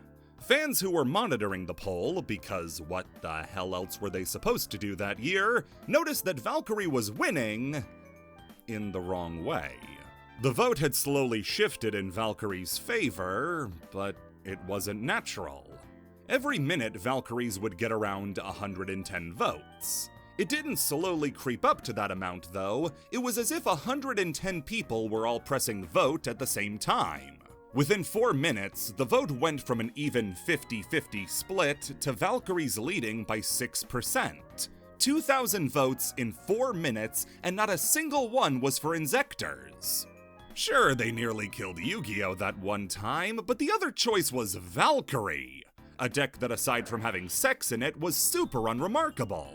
Some people started claiming there was poll botting Oh wait, shit, they were right. Investigating Valkyrie fan pages on Facebook revealed multiple people, going by redacted, that were using services that allowed you to pay for Twitter votes to weigh the contest in favor of Valkyries, and make sure Insectors lost. If I had to say which piece of evidence really sealed the deal, it was Valkyrie players saying they did it, and showing receipts of them doing it, and posting the site to go do it, and coming to the courtroom in a hat that says I botted the poll. Any one of them could have been the silver bullet. Konami had been made aware of the botted poll and took it down, saying they would reopen the poll on their own secure service. That ended up happening, and while it was still possible to vote multiple times by going into an incognito browser, there was no way to weigh the poll as heavily as had been done in the Twitter version. As a consequence, Gradles had been told in no uncertain terms that they were not as popular as Weather Painters, and in a bit of karmatic justice, Insectors would win the rematch with Valkyries and eventually go on to win the whole contest.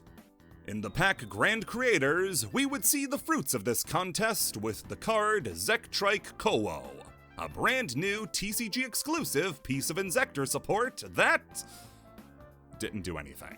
Yeah, sadly Insectors needed way more to bounce back in a relevant way, and arguably they came out of the poll worse than anybody.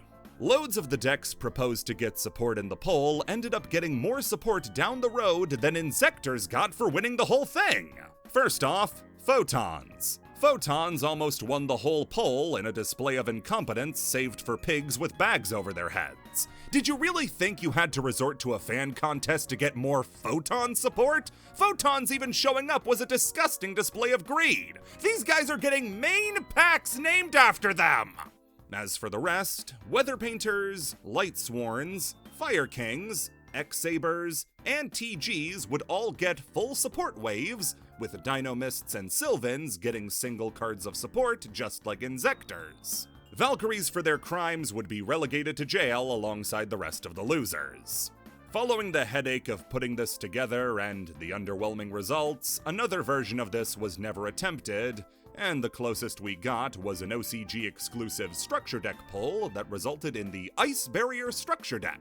After this, democracy was abandoned as the unwashed masses proved themselves untrustworthy.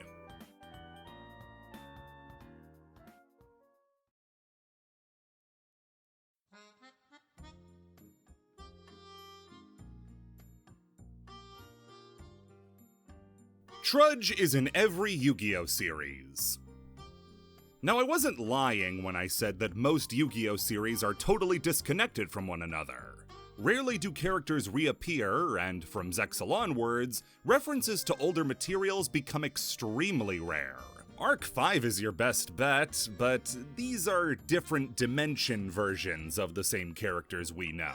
They usually won't act in the exact same ways. There is a single character, though, who persisted through all of the Gallop-era shows, Tetsuo Ushio, or Trudge as he's known in the English dub. Every Yu-Gi-Oh series is punctuated by an appearance from this guy in some way, shape, or form. Some are obvious, others are extremely obscure. Blink and you miss it. Starting with Duel Monsters, Trudge actually made his first appearance as the first antagonist in the whole series when he beat Joey and Tristan to a pulp. He gets into a shadow game with Dark Yugi, who ends up beating him and causing him delusions of wealth. This would get adapted into the first episode of Season 0, with the shadow game changing into a combination of climbing and cards, with Trudge also beating up Yugi himself. As you know by now, the manga and anime continuities are separate from each other, which might leave him unaccounted for in the proper Duel Monsters anime, but luckily he's shown in a flashback during episode 3, when Joey talks about how him and Yugi became friends. Next is GX, and by far the most obscure role Trudge was ever given, not least of which because it was in the untranslated Season 4. During the final arc of the show, Night Shroud attacks Domino City and sends its inhabitants to the Realm of Shadows, legally distinct, and when going over casualties, one of the listed names is Tetsu Ushio. Up to this point, you can assume these were all coincidences or just little references.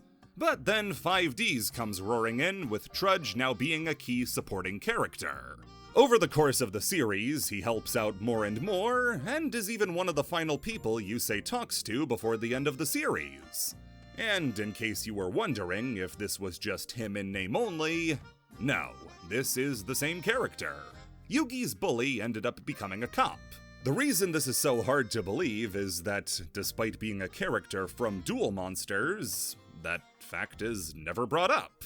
There's never a reference made to him being a character who knew anything about Yugi or his friends.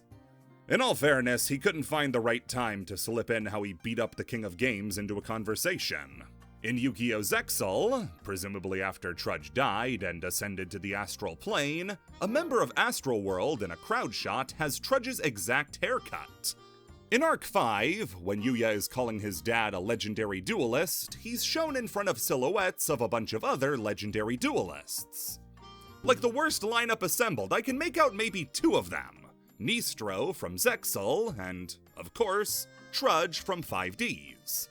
His final appearance is in Vrains, where after having died, ascended, returned to life, saw the universe fracture and fix itself, he ends up at his ultimate endpoint, getting beaten up by a guy named Theodore.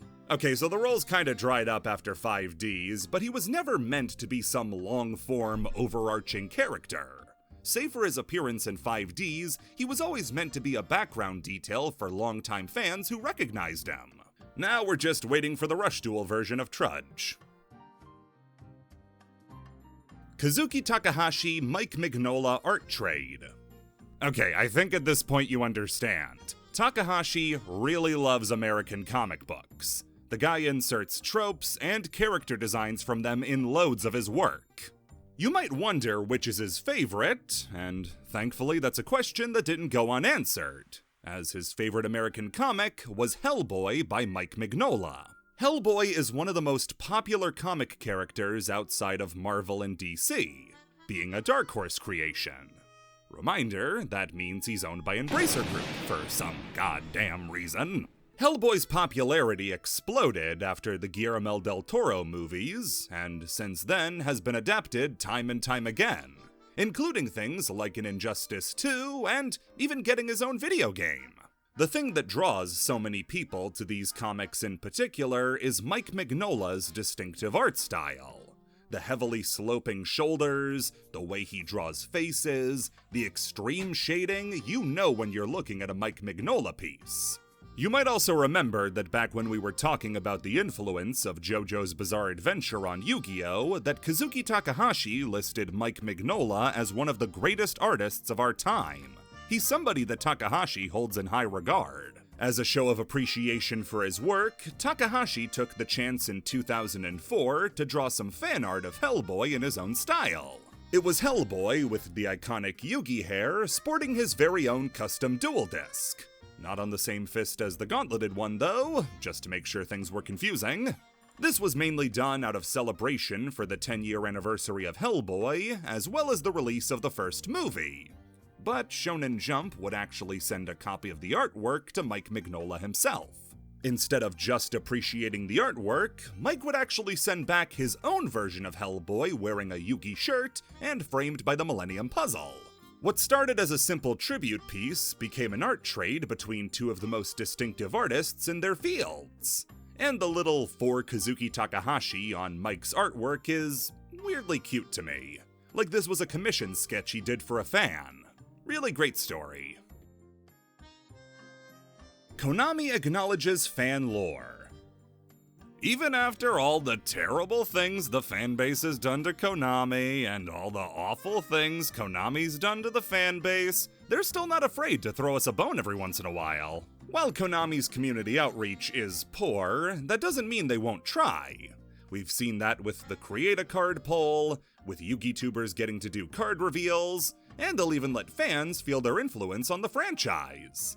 There are a few occasions where, in order to get fans hyped up for new products, they'll actually draw on inspiration from the fanbase to make the game feel more community-driven. The most recent example I can think of was with the release of the new alternate artwork for Mask Change. The card art is showing Elemental Hero Absolute Zero tagging out into Masked Hero Acid. And while it might seem like an odd choice of monsters, it's actually a reference to a killer combo back from these cards' glory days. Absolute Zero has the effect to destroy all the opponent's monsters when it's removed from the field. Not destroyed. All that had to happen was Absolute Zero stepping out for a smoke and the opponent got nuked. Acid, meanwhile, destroyed all their spells and traps when summoned. So mask changing from Zero into Acid would be a complete field wipe for the opponent. Thanks to Absolute Zero always being included in decks from this era thanks to the ease of making him with Bubble Man, this was a signature hero play that has since been immortalized in Mask Change. Remember back with Laundry Dragon Maid and Eldritch where I talked about Melfi Rabbi and Divine Arsenal AA Zeus Sky Thunder? Japanese fans were really amused by using the Melfi monsters to make Zeus, and it resulted in a load of fan art of the two monsters together. Well, by the time of the release of the Yugioh Chronicles animation, which showcased a bunch of distinct and unique archetypes, they had a section dedicated to Melfi. They hopped around, ate some fruit, had fun. And the section of the animation ended with Melfi Rabbi getting super close to the camera and hard cut to Zeus! The two's placement in the animation is meant to be a reference to the fandom's pairing of the two as best friends. A classic one that only got paid off years later was in the fan name for a deck that saw loads of play. We've mentioned the Chaos monsters like BLS, Chaos Emperor Dragon, and Chaos Sorcerer plenty of times, but one of the decks that used them the best was Lightsworns. Lightsworns were all about milling cards off the top of the deck, which meant they could fill your graveyard fit to burst with light and dark monsters that would have then been banished to summon out monsters like Chaos Sorcerer. The strategy was a popular way to use both cards around the release of Lightsworns, and even earned the deck a fun nickname for its combination of light and dark monsters, Twilightsworns. I hate reporting this without a source, but I swear to God there's an old Kevin Tewart Pojo post where he even acknowledges the nickname and says Konami uses it internally. Well, in 2017, with the release of the pack Code of the Duelist, we would see the release of a new wave of corrupted Lightsworn monsters. Influenced by the powers of Dark World, these new Lightsworns would instead focus on banishing cards. And instead of Judgment Dragon, they'd have Punishment Dragon. And the names of these cards? The Twilight Sworns. Steamed Sabersaurus is a new rank 4 Xyz monster that's the evolved form of Sabersaurus, a classic vanilla dinosaur that was infamous in wind-up format for being the normal monster of choice summoned off of Rescue Rabbit to make a powerful Evilzar monster for free. As a gold watch for his service, Sabersaurus was then made into the very same Xyz monster he was used to summon. When a card in Yu-Gi-Oh gets put on the ban list, people will often talk about the card as though it's been put in jail. They'll say the card deserves to be locked up on the ban list, and when a card gets off, it escapes the ban list. This created two different card storylines based around this terminology. The Sangan storyline follows Sangan as he tries to get on a tour bus for a tour of the underworld, only to get on the wrong bus, and be surrounded by other monsters like Magical Scientist, Cyberstein, Yadagarasu, and Tribe-infecting Virus. He catches a cab with the angel from Graceful Charity, driven by one of the delinquent duo. The trio gets arrested for smuggling pots of greed, and Sangan is thrown into a cell with Witch of the Black Forest. Every card mentioned in the storyline was banned at the time of the release of the cards that depicted them, like Shared Ride and Tour Bus to Forbidden Realms. The end with Witch is even a reference to the two cards having a fused version in Sandwich. The other one is much shorter, but much more modern, starting in Extranet showing Goyo Guardian being caught in a net and being dragged to prison, along with Thousand Eyes Restrict. Extranet's release in 2015 lined up with the over half-decade that Goyo Guardian spent on the ban list in the OCG. The sequel to this card, Summon Gate, would continue the story by showing Goyo, Plushfire, Elder Entity Norden, and number 16 Shockmaster all locked up in prison, as Thousand Eyes Restrict was on the other side. While all of the cards depicted in Summon Gate were on the ban list at the time, 3 months prior, Thousand Eyes Restrict had been released, so the artwork depicts him getting out of jail and waving goodbye to his friends. The most important one for old-school Yu-Gi-Oh players, though, is the Magnificestorm archetype. This is a brand new series of various wind monsters, like Pyros, Wing Beasts, and Aquas, all united under the banner of a classic card, Mystical Space Typhoon. MST is one of the most well-known cards for players who have to ice their knees. At one point, it was a mandatory 3-of in every deck because of its ability to destroy back row. And back then, that was really important. However, there was a big piece of confusion surrounding MST for a long time. See, it's a rookie mistake to think that destroying a card that's activating its effect will negate the effect.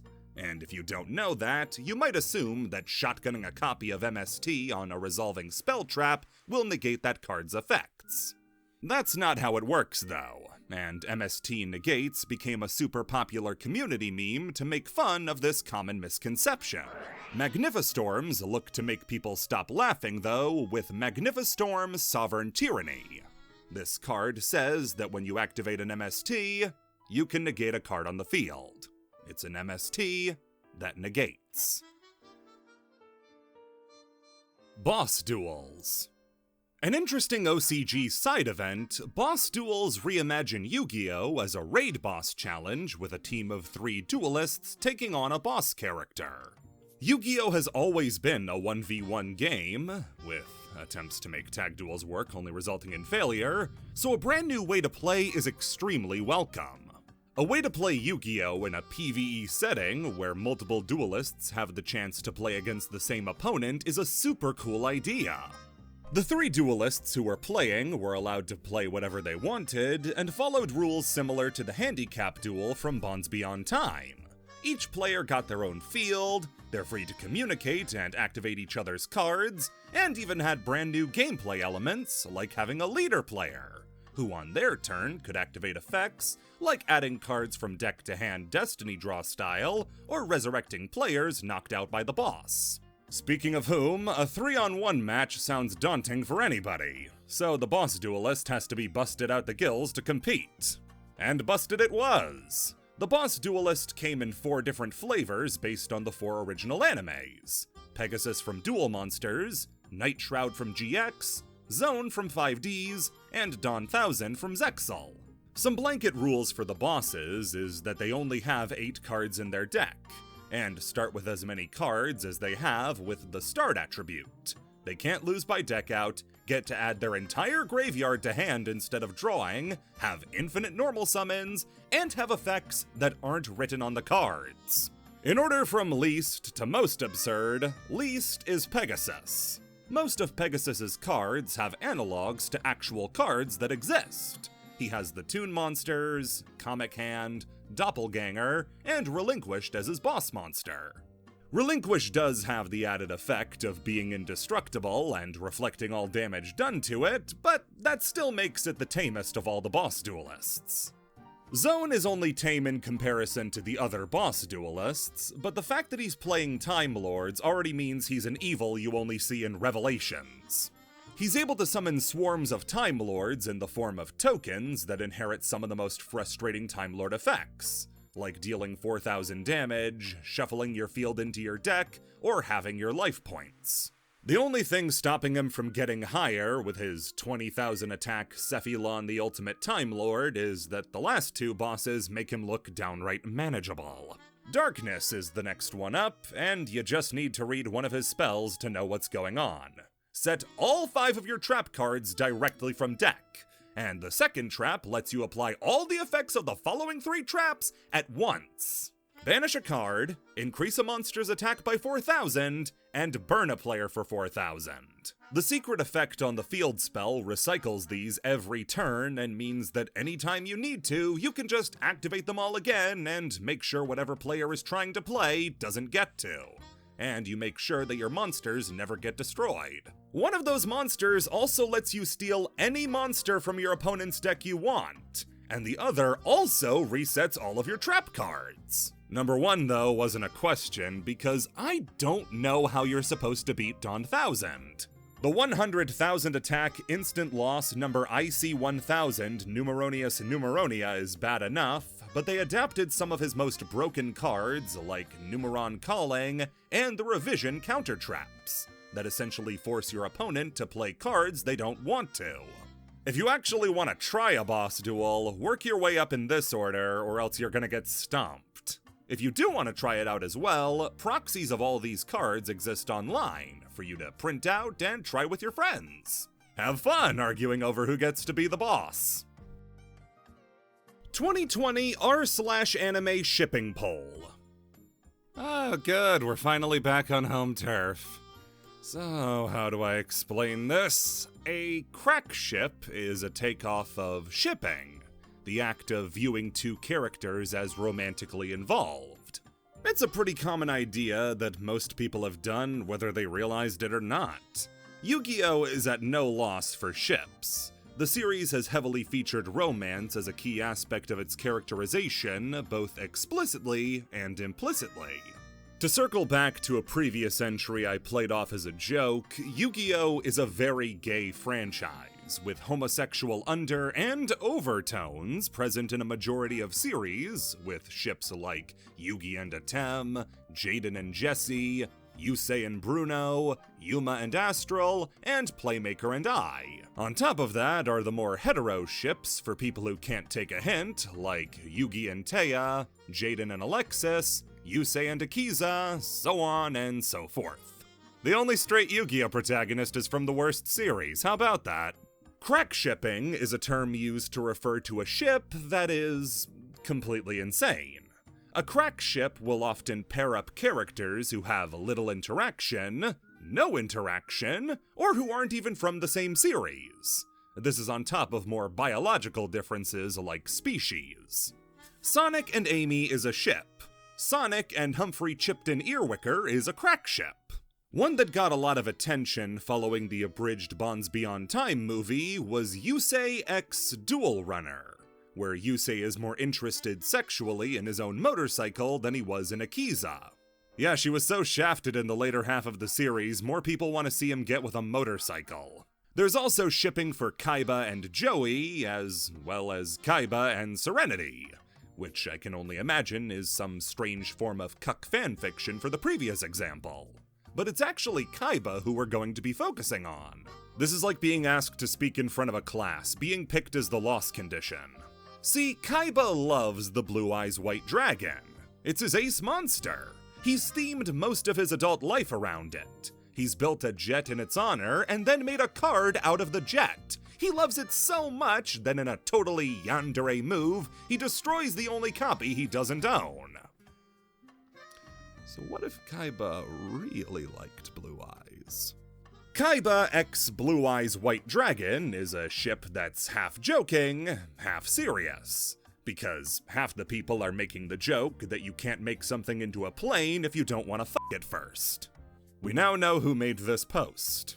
The other half actually watched the series because this is canon. During the Millennium World arc, we learn about Seto's ancient Egyptian ancestor, helpfully named Seto, and his love, Kisara. Kisara was a slave Seto rescued from captivity, only for him to pay the price of having his village torched by the slavers and his mother killed. In return for his kindness, Kisara revealed that she possessed the soul of the Blue Eyes White Dragon, and used it to destroy the slavers and get revenge. Later, she would be found again by Seto and used as a pawn by Akhenaten, with him brainwashing Seto and Kisara saving his life by absorbing a blow meant to kill him. Her spirit managed to kill Akhenaten before being sealed away, and she promises to serve Seto and give him the power of Blue Eyes. Originally, this was meant to get much more focus in the Millennium World arc, down to Seto rebelling against the Pharaoh Atem, but for reasons we'll touch on later, that wasn't possible. Kisara would eventually be adapted into card form with Maiden with Eyes of Blue, a monster that when targeted unleashed blue eyes. So yeah, Kaiba actually did have a relationship with Blue Eyes in ancient times that informs his current day obsession with the card. Where this all culminates is in 2020, so I could say anything and you'd understand why people were doing it. On Reddit's r/anime, they were holding their 2020 shipping poll, an annual poll to decide who is the best couple in anime. And it was a stacked lineup, real killer's row of people I've never met before. The roster was mostly joke entries like Principal and Deer from Nichijou, but you also got the sense that a lot of these were just people's ships that they had submitted under the pretense of being jokey. Light and L, Aaron and Mikasa, Joseph and Caesar, and nestled down at the bottom of the bracket was Kaiba and Blue Eyes. This was meant as a joke entry on the same level as Misato and the Penguin, but the ship ended up getting further than anybody anticipated off the fact it was the only one of the insane cross-species ships in the bracket that was actually canon. On its run-up to the semi-finals, Kaiba and Blue Eyes beat Tauro and Hanako from Watakoi, Mikoto and Tauma from A Certain Magical Index, and even Kirito and Asuna from Sword Art Online, one of the most serious ships people expected to win the whole thing. Their most impressive win in the tournament came with their first-round opponents, Jesus and Buddha from Saint Young Men. And it wasn't even close either, that's the sad part. Kaiba and Blue Eyes won by 3 times the votes.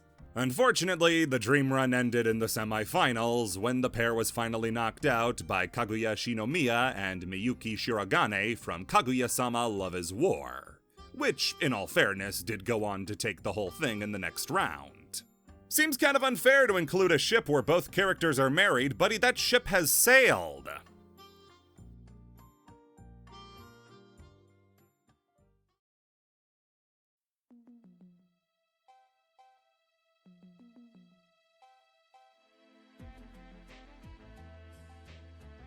Functional misprints. Yu-Gi-Oh! Is a game of complicated rules. I think you know that well enough by this point. One thing that you're told all the time when getting into Yu-Gi-Oh! Is that if you just do what the card says, you'll be fine. After you learn the basic language that a Yu-Gi-Oh! Card uses, you're going to have a much easier time. Of course, though, that's only when the card actually decides to be honest and tell you what it does.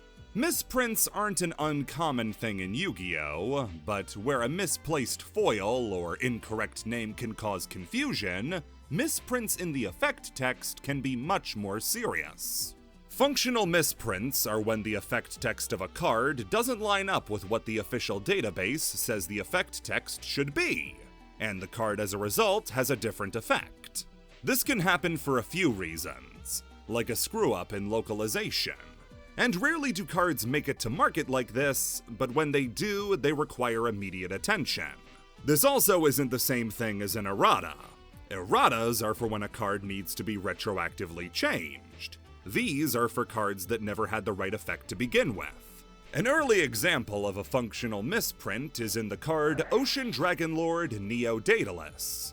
This was the cover card for the Fury from the Deep structure deck, and had the effect to send Umi from the field to send every other card in both player's hand and field to the graveyard. You might recognize that this is a strictly better Chaos Emperor Dragon, with its ability not having a life point cost and leaving itself alive when you played it. The summoning condition is also easier, because it doesn't have one.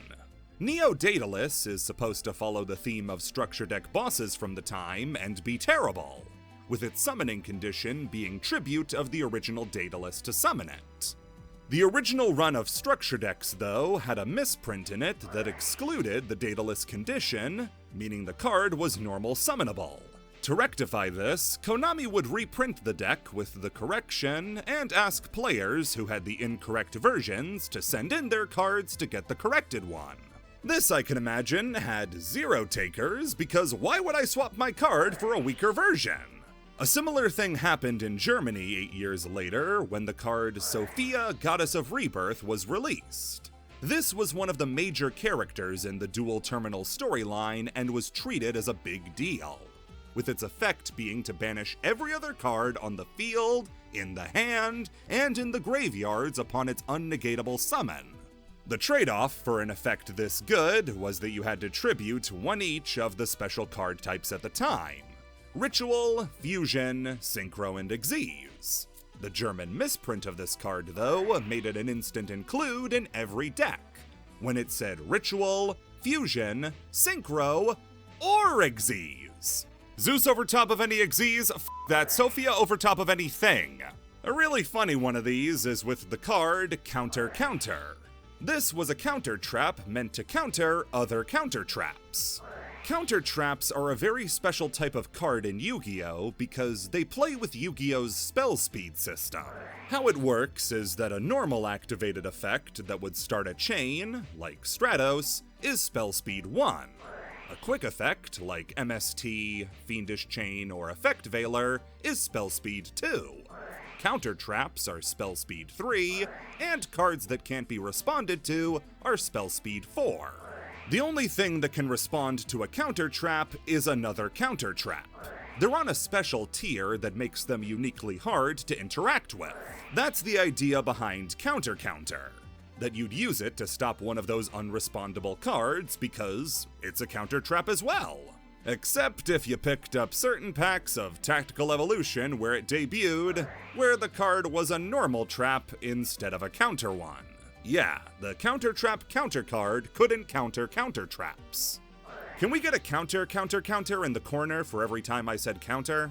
One that was thankfully dealt with before the card was ever printed came in the lead up to the release of Dawn of Majesty, when the card Aluber the Jester of Despia was revealed.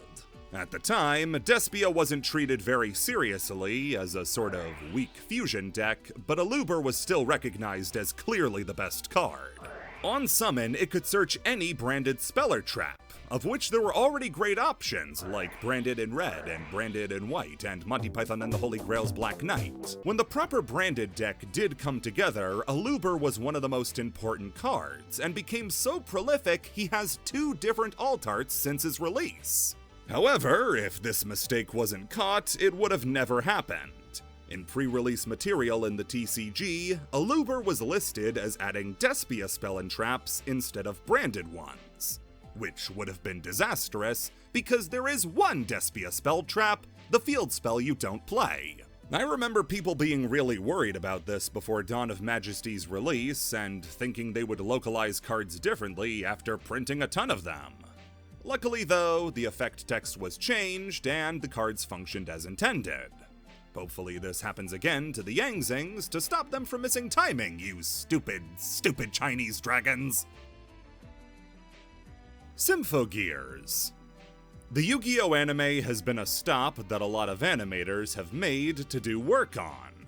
Hundreds of people have collaborated to work on the series over the 25+ years it's been going on.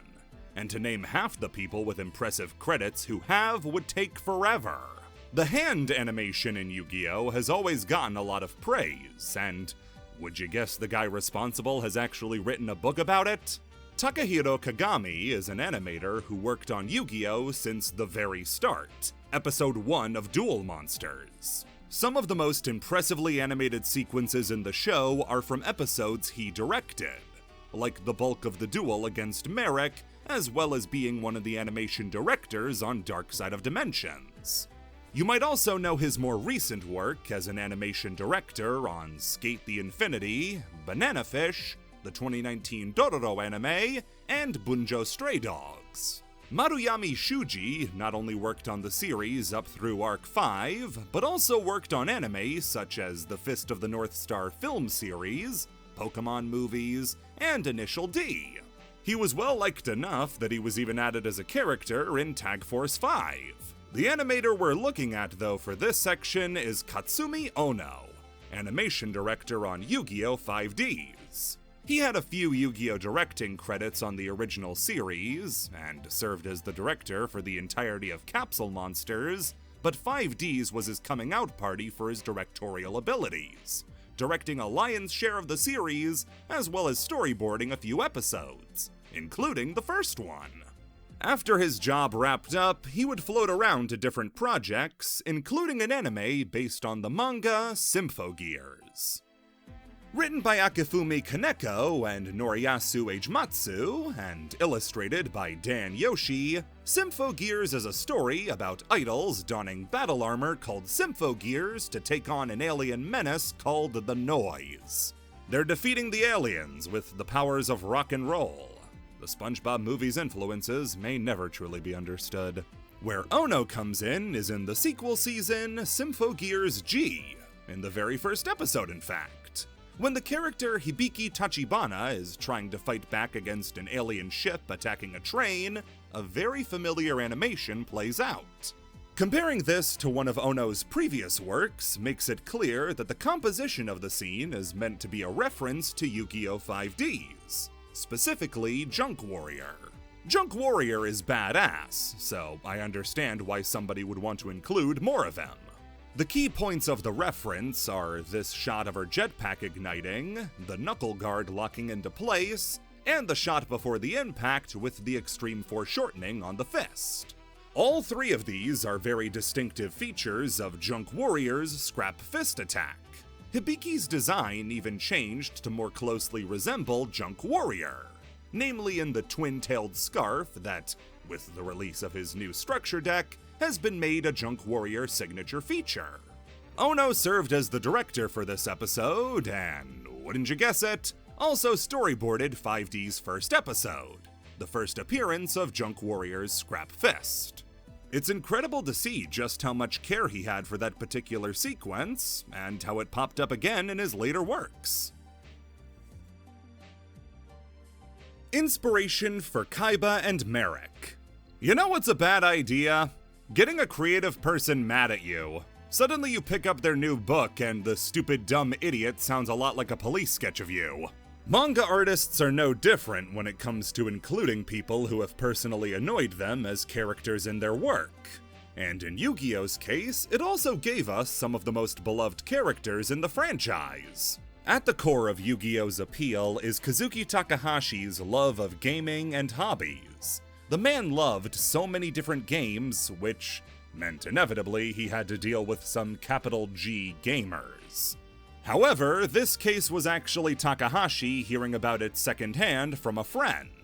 The friend was visiting a game shop to learn a new game when he noticed somebody without anybody to play against. When he approached the guy and asked him if he could teach him the new game, the guy responded by condescendingly telling him that he would, after Takahashi's friend collected 10,000 cards. Takahashi was so annoyed at the elitist attitude of this guy that he decided such a person would make a great villain. So when it came time to make a villain for the Magic and Wizards chapter of Yugioh, he drew on this encounter to make Seto Kaiba. Kaiba's bragging about having the rarest cards and flaunting his advantages over the people around him was inspired by a guy being a dick when he didn't have to be. In the end of volume blurb, where Takahashi tells this story, he ends it out by saying, "Everybody be nice when you play cards." As for the other character inspired by an annoyance in Takahashi's life, this would come after Takahashi had already gotten his big break with Yugioh. Following the poverty and squalor he lived in before making the original series, it was nice to have some walking around money that being one of the biggest manga writers and card creators of the day got you. There was one problem though, he was a mangaka. This meant he had less rights than a work mule. On days off, or when Takahashi was on his breaks, he'd get constant calls from his assistants asking him to turn in more work for them to work on. Amend scripts, fix artwork, stop playing games and get back to work. Who are these guys to tell him what to do? It was bad enough that when he went out on his walks, he wouldn't take his cell phone just to escape from the stresses of his assistants hounding him. During that hounding, though, it gave him an incredible and incredibly passive-aggressive idea. "Ah, assistants, I have a great new idea for the next villain. He's a dark and evil spirit who annoys and pesters an innocent man with calls to meet his deadlines and stop having fun, and they're the devil." It's a good idea, right? The duality and inner struggle between Marik and Dark Marik was really based on Kazuki Takahashi getting annoyed at his assistant for wanting him to get back to work. A more hateable character you couldn't invent. Kazuki Takahashi designed games. With the love Kazuki Takahashi had for gaming, it's natural to find out he wanted to get into game design himself. I think it's more than natural for anybody who plays a lot of games to eventually wonder, what would it be like if I made one myself? I know I have.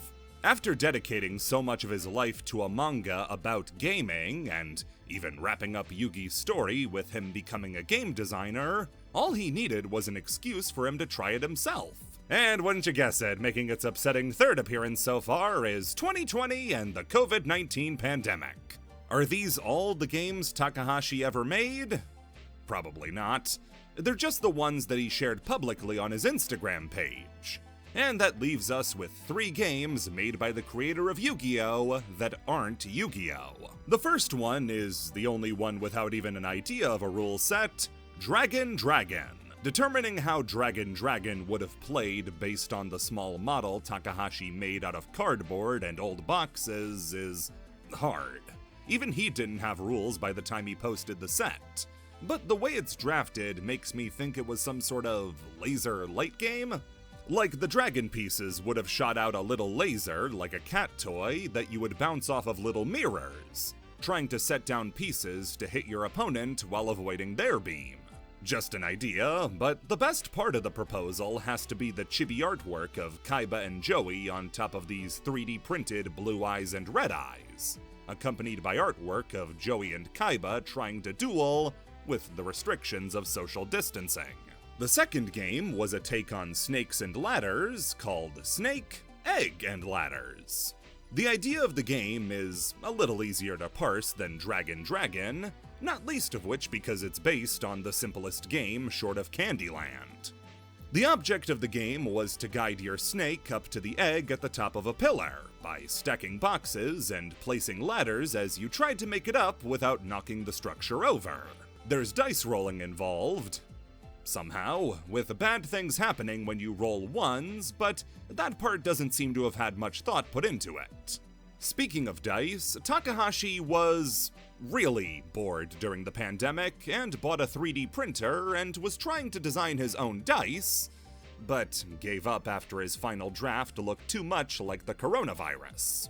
Bakura, get it out of your mouth! This one I could see becoming a real game, as a 3D take on Snakes and Ladders with a Jenga element of not knocking over the entire structure sounds fun. The final game was the most realized one, as it ended up getting a full rulebook to let people know how to play it. Advent Heroes is a game from all the way back in 2011 that's a card game.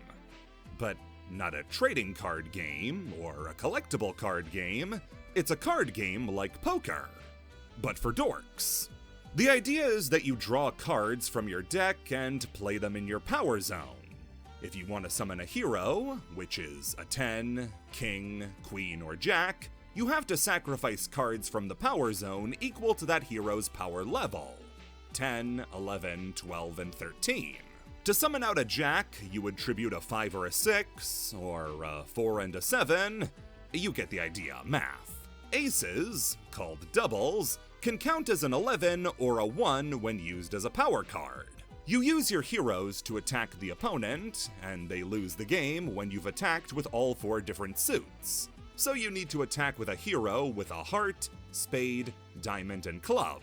There are more rules, like alt-win conditions, attack and defense for your heroes, but that's the gist. For a long time, the rules and the game as a whole were thought to be lost media. But Alberto GS23, Mathis Jurgen, and Marco Salmaze worked together to preserve the Japanese and English rulebooks, a sample game, and even a comic explaining the lore of Advent Heroes. This similar concept would be reused when making Drump, the one-shot manga he released after Yugioh. I think it'd be really nice for somebody to pick up this concept and try to make something out of it. Advent Heroes is easily the most fleshed out of his 3 games, and it's approachable while still being mechanically deep. DM stats spell Yugi. This can't be intentional. There's no way this was done on purpose. But is it true? Frustratingly, yes. So if you take Dark Magician's stats, you have 4 different facts. It has 2,500 attack, 2,100 defense, 7 stars, and 9 words in its flavor text. The 25th, 21st, 7th, and 9th letters of the alphabet are Y, U, G, and I. I refuse to believe this was intentional. There's planning out the Yugioh friendship name with Yugi and Joey, but there's no way this was intentional. There's just no way! It's Morbin time. Dr. Michael Morbius, the Living Vampire, a new Marvel legend, was a character created in 1971 by legendary comics writer Roy Thomas and acclaimed comics artist Gil Kane. Originally, he was created as a Spider-Man antagonist with a sympathetic edge. A famous biochemist who tried curing his own rare blood condition using vampire bat DNA. He was complicated, a victim of his own creation who wanted to return to his previous life while craving blood and finding Spider-Man's blood to be the perfect sample to, if not reverse, then slow down his vampiric shift. Morbius would appear on again, off again for the next few decades, regularly tangling with Marvel's most famous vampire, Blade, until making his biggest appearance so far in the 90s Spider-Man cartoon. This also allowed him to shift to the less gory and more family-friendly idea of being a plasma-drinking vampire who didn't bite people, but used these weird little suckers on his hands. After this, Morbius made more sporadic appearances in Spider-Man comics and parts of the Marvel Universe that lent more into the supernatural, being an early member of the Midnight Suns, a team comprised of characters like Ghost Rider, Blade, and Man-Thing. Morbius, though, was never an A-list Marvel character, or even Spider-Man villain. If he ever got adapted, it would never be for more than just a story arc. Usually an adaptation of his introductory arc where Spider-Man had all those arms. He wasn't even on the level of somebody like Shocker or Tombstone. They were more likely to show up in a cartoon or something than Morbius was. The only reason you were likely to know about Morbius was because of one particular string of bad decisions made by the dumbest people in the world. The story of Spider-Man's film rights is one of the most headache-inducing in all of films. Marvel had to sell the film rights to a lot of their characters in the late 90s to afford to stay afloat through very harsh financial times. And that meant when they wanted to make their film rights were scattered amongst different studios. Fox owned the rights to X-Men, Fantastic Four, and Daredevil. Universal owned the Hulk, while Sony owned the rights to Spider-Man. This meant when they made the original Spider-Man movie, the biggest comic book movie of the time and one of the most successful movies of the year it came out, they were keeping all of it to themselves. They would make even more off of the next two films, and were more than happy to sit on the franchise while Marvel proper fumed over the lack of access to their most famous superhero. With the rights to the character slowly beginning to slip away, and their attempts at rebooting falling flat though, Sony would eventually strike a deal to let Marvel use Spider-Man in their films as long as the rights stayed with Sony. That's why every MCU Spider-Man movie has technically been a joint venture between Marvel and Sony. So Sony was now pimping out Spider-Man without seeing as much of the benefits as they did before, so decided to try to keep their hat in the ring while cashing in on Spider-Man. This began a series of loosely connected films that would star Spider-Man characters, except Spider-Man. The initiative started with Venom, a character whose origins are so linked to Spider-Man that his design is just a corrupted version of his. They fixed this by removing the chest symbol, but not the eyes, which are directly based on Spider-Man's own mask. Since the movies made over $1 billion for Sony, they decided that meant people were really into Spider-Man for the side characters, and greenlit a shotgun's blast worth of spin-offs about Madam Web, Craven, El Muerte, never mind, and Morbius. The Morbius movie would be released on April 1st, 2002, bit on the nose there guys, and was immediately called the worst movie of the year. Its visual effects were terrible. Its plot was dumb. It had Matt Smith doing push-ups. It was a mixed bag. Immediately, people dunked on the movie for its terrible quality and mocked it like they would any other flop, but it was on April 2nd when a Twitter user tweeted, "The best part of Morbius was when he said, 'It's Morbin time!' and morbed all over those guys." This started a fucking fire. People were smitten with the phrase Morbin time. People were repeating it all over the place, and they were making Morbius edits with it. They were going to go see Morbius, but getting really upset when it wasn't in there. It even reached around to Jared Leto, who posted a video reading a fake script for Morbius 2, It's Morbin time.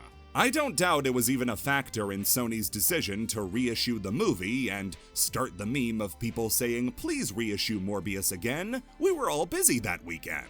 So what does any of this have to do with Yugioh? The poster who said Morbin time was Rada, he did it again! What do you gotta say for yourself, you rat bastard? Did you know Piston Hondo is reading pirated pages of Sailor Moon in the corner breaks during title defense in Punch-Out! Oh, ha ha ha! Funny man! This yeah, is my that's life so we're funny talking when it's about. you, isn't it?